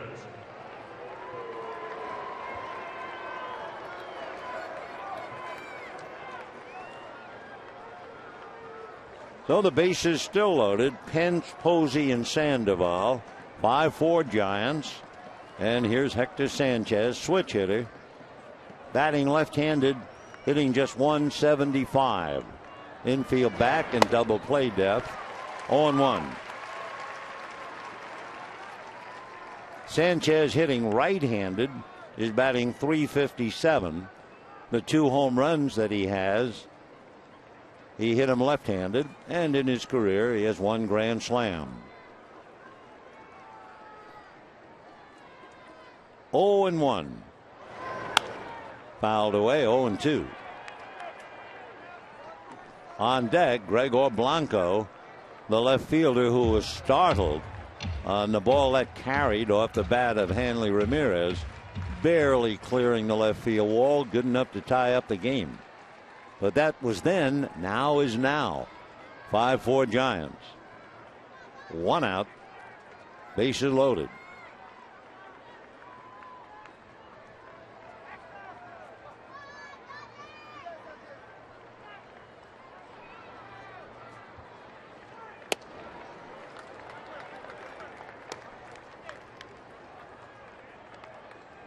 I don't think I've seen Kenley throw as hard this year, except that one time against Miguel Cabrera of Detroit, where the slowest pitch was 98 and the others were 99.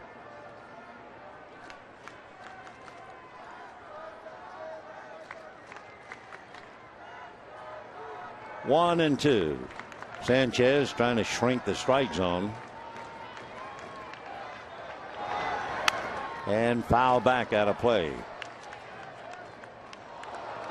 Sanchez is 5'11", 210. Only 24. He'll be 25 in November.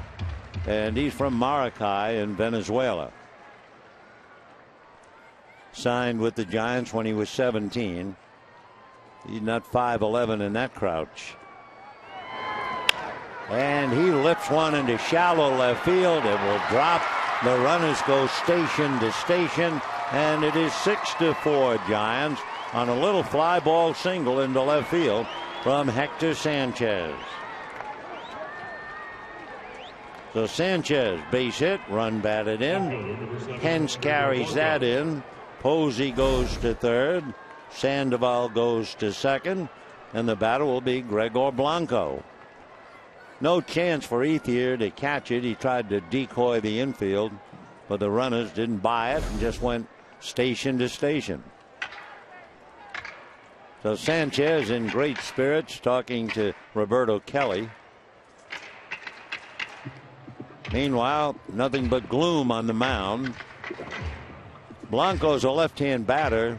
J.P. Howell is throwing in the pen. And from the looks of things, well, we'll see. They might be just checking. Yeah, that's what they're doing. They're checking to see, are you ready? And Howell apparently said yes. Dodgers now will make a 2-for-1 switch. Scott Van Slyke will be coming into the game, and he's going to play first base for Adrian Gonzalez because Gonzalez made the last out. So Scott Van Slyke will come in along with J.P. Howell. Jansen will be coming out along with Gonzalez, and we'll be right back.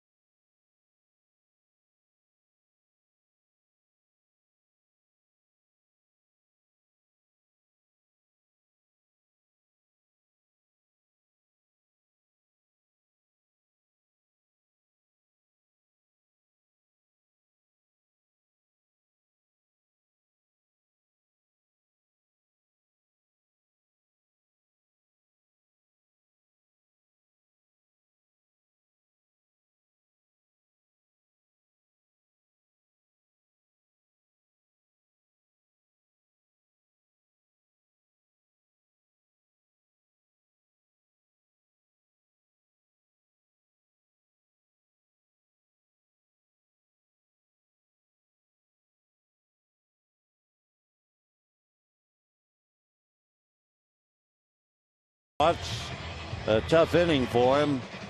2 walks followed by 3 singles. And by the way, that base hit by Hector Sanchez, he is now 8 for 13 in his career with the bases loaded. That means the Giants switch hitting catcher is batting .615 under those circumstances. For Jansen, he made 22 pitches and has to give the ball to JP with a record of 1-3. Gregor Blanco came in as a pinch hitter for Juan Perez, grounded out, stayed in the game in left field. He's 0 for 1. Bases remain loaded. Michael Morse, the big left fielder, comes out on deck. So Morse would be hitting in the number 8 slot. Posey, Sandoval, and Sanchez all out on the lines. And that's going to be popped into shallow left center. A trio of Dodgers, and it's Matt Kemp. So the runners have to hold. That's the second out. And now the batter will be Michael Morse. Your attention, please, for the Giants pinch hitting number 38, Michael Morse.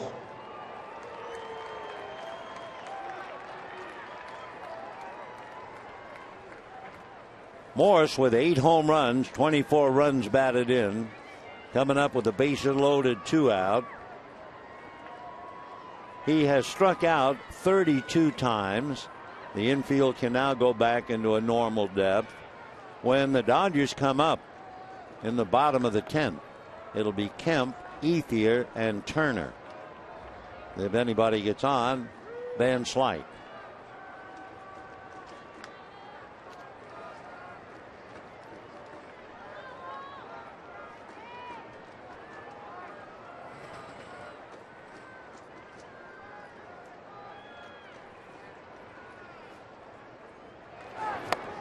Oh, and 1. So the Dodgers had to scratch for 2 in the bottom of the 9th inning to tie it up. Now they're going to have to try to do it again. Ramirez could do it once, but he's not close to coming up again in the 10th. 0 and 1. Downcast Kenley Jansen. 0 and 1. 0 and 2.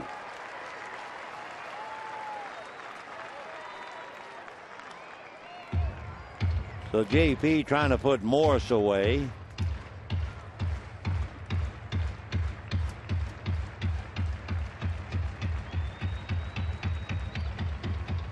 Oh, and 2 to the big left fielder.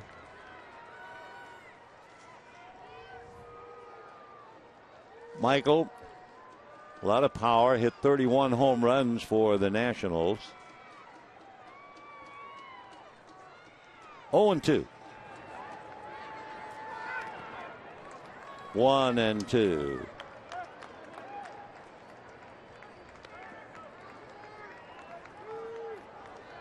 Michael from Florida. Born in Jamaica. His mother is Jamaican. He became the first native of the nation to play in the big leagues. Originally came up with the White Sox back in 2000. 1 and 2.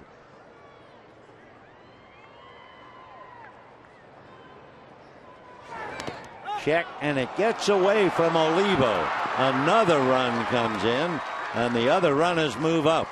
And for the Dodgers, the 10th inning has just come apart, and they're down 7-4. So we'll check and see how that is ruled. We've had one wild pitch in the inning. We'll see if it's a wild pitch or a pass ball. They'll have to look at the replay. Short hop, and that's the second time Olivo has the ball tick his mitt and get between his legs and all the way to the backstop. Now they're probably having a big discussion. Despite the fact it's in the dirt, that doesn't necessarily mean wild pitch, but they're going to call it. So 2 wild pitches in the inning. The Giants say thank you and lead by 3.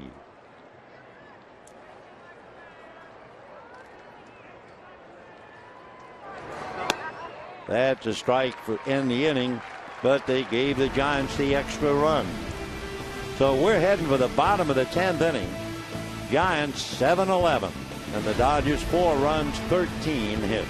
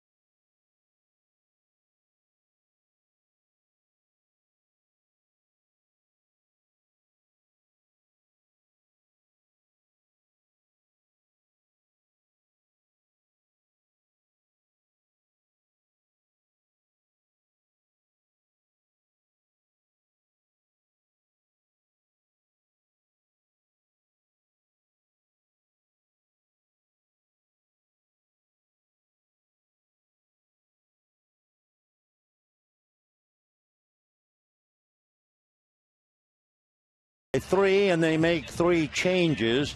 First of all, Buster Posey goes from behind the plate and takes over at first base. He will be replaced behind.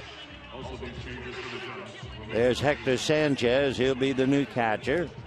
And the new pitcher will be Gene Machi.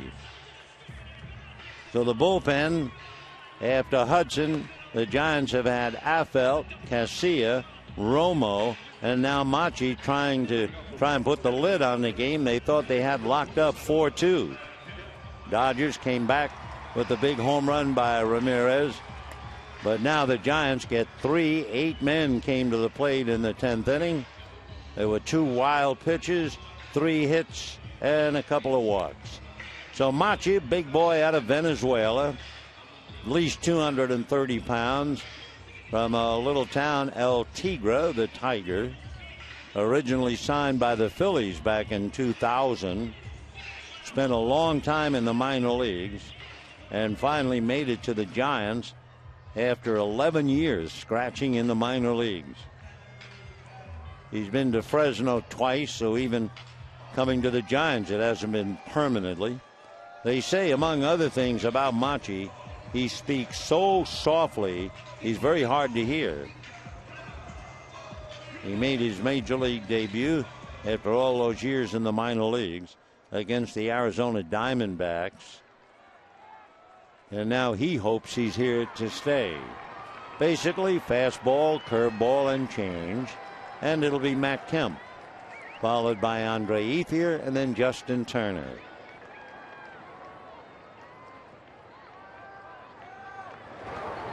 Slow breaking ball for a strike.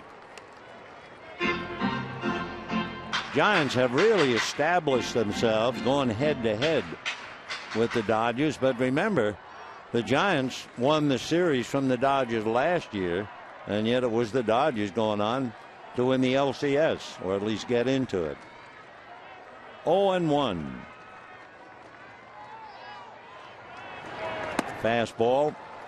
Matt Kemp twice grounded to short, hit back to the box, last time up single to left. He's made a couple of great defensive plays in center field.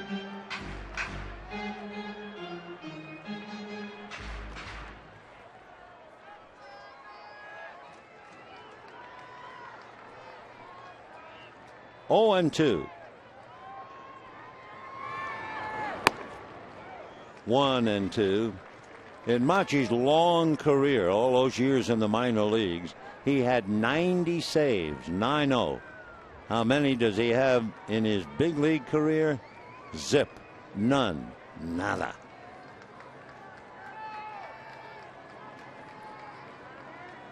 One and two.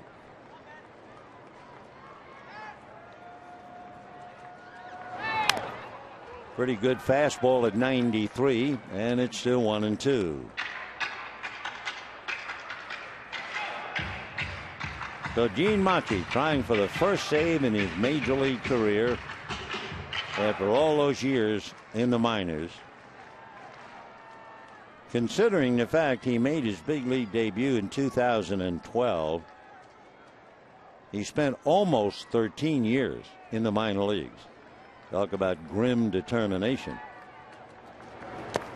2-2. Of course, that is the problem. You think of it as determination, but what happens is you spend so many years in the minor leagues, all of a sudden the thought hits you, what else can I do? Where else can I get a job? So you hang tough. 2-2.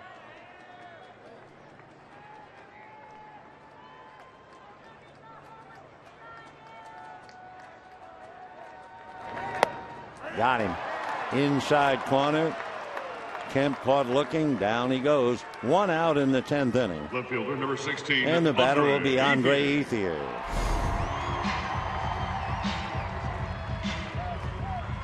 Ethier's had a big day, as you see Kemp give on that pitch. It looked inside, and then the late break got the corner. Ethier, 2 doubles, an intentional walk, and a single to right.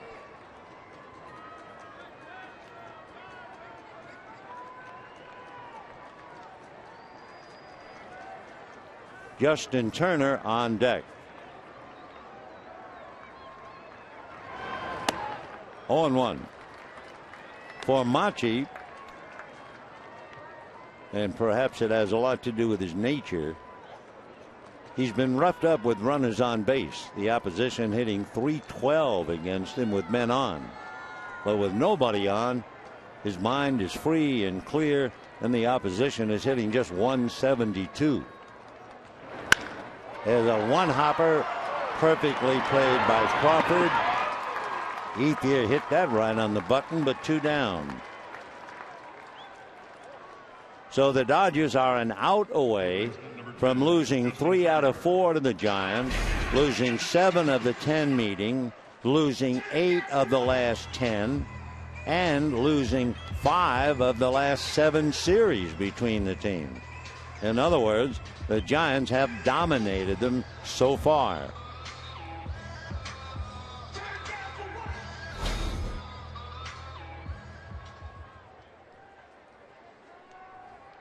Justin Turner grounded to short, grounded to first, single to center and struck out.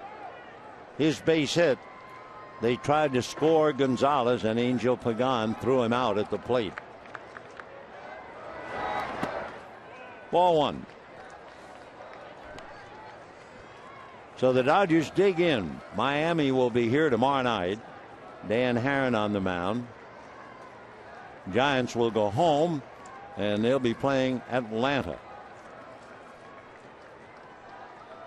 1 ball and no strikes.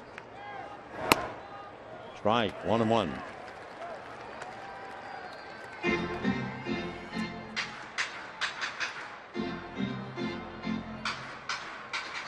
Final score down south, San Diego beat the Marlins 5-4.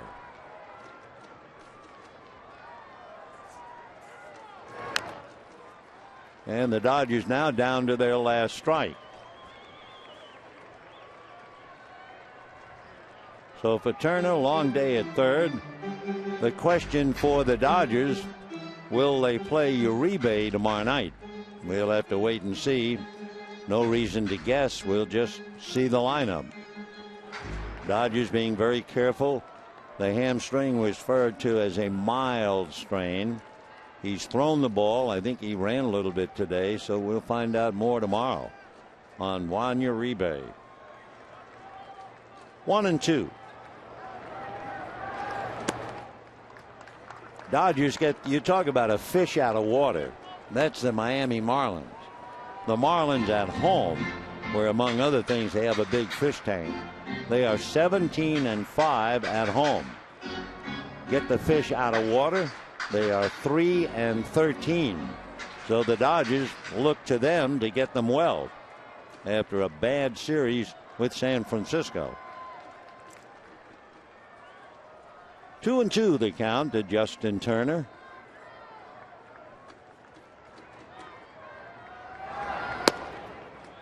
3-2.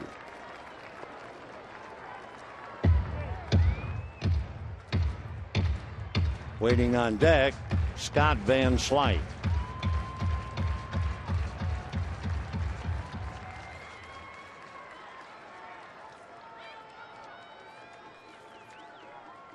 Three and two.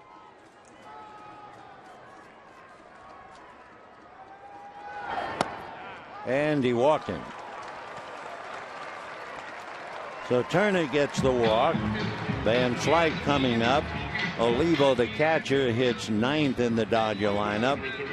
A little restless Bruce Bochy in the Giant dugout, talking to Dave Righetti. And Righetti, I think, was going to go to the phone. Van Slyke with 3 home runs, 5 RBIs, visiting with the plate umpire and the crew chief, Ted Barrett. Yep, Righetti's on the phone. Olivo due to bat 9. And Dave has done what he is told.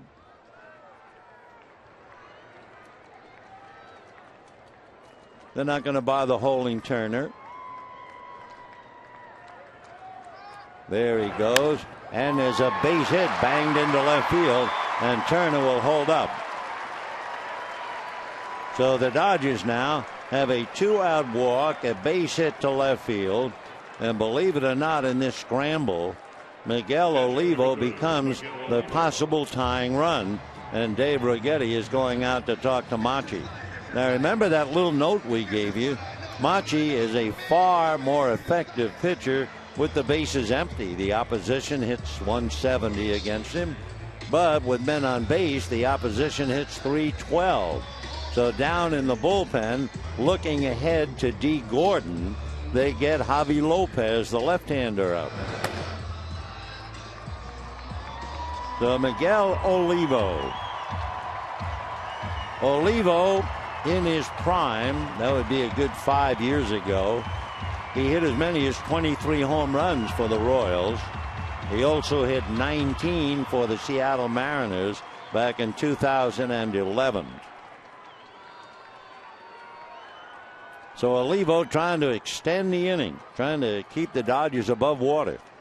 2 out, 10th inning, 7-4 Giants, and 2 aboard. Way all the way to the backstop, in fact. So Machi wild pitches the runners into scoring position. But the Dodgers, down by 3, have 2 runners.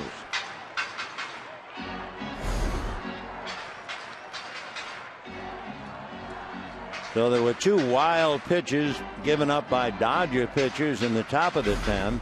Now Machi lets one fly.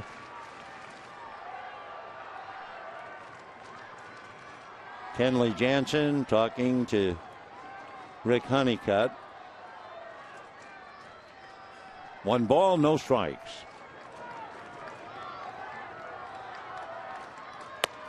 And in there for a strike.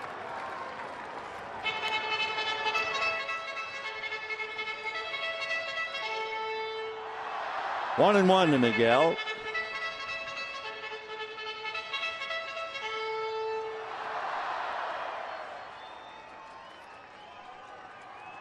Turner at third, Van Slyke at second. Dodgers down by 3 and 2 out. Pretty good fastball, jammed him. 1-2 the count.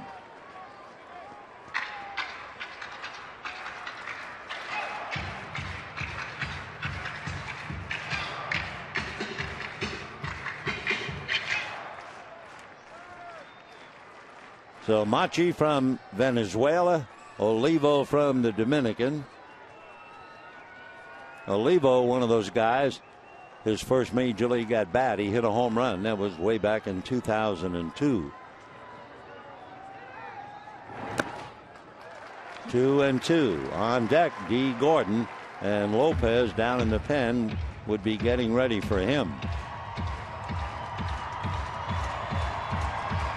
Gordon today doubled his last at bat. So Lopez is ready if need be. First base open, 2-2 the count to Miguel Olivo. Olivo's played longer than Machi. Olivo signed as a pro 1998. So deuce is wild. Got him. And that will do it as Olivo strikes out. Dodgers leave runners at second and third. And the Giants not only win 3 out of 4, they push the Dodgers back. They trail by 4.5 games. The player of the game, probably the biggest hit, that was Pablo Sandoval in the 10th inning. When he came up against Jansen, Sandoval grounded a single into left. That broke the tie. And the Giants went on to win it by 3. So tomorrow night, Miami will be here, and Dan Herron will be on the mound. Hope you've had a lovely, blessed, and very happy Mother's Day. And till tomorrow night, good afternoon, everybody.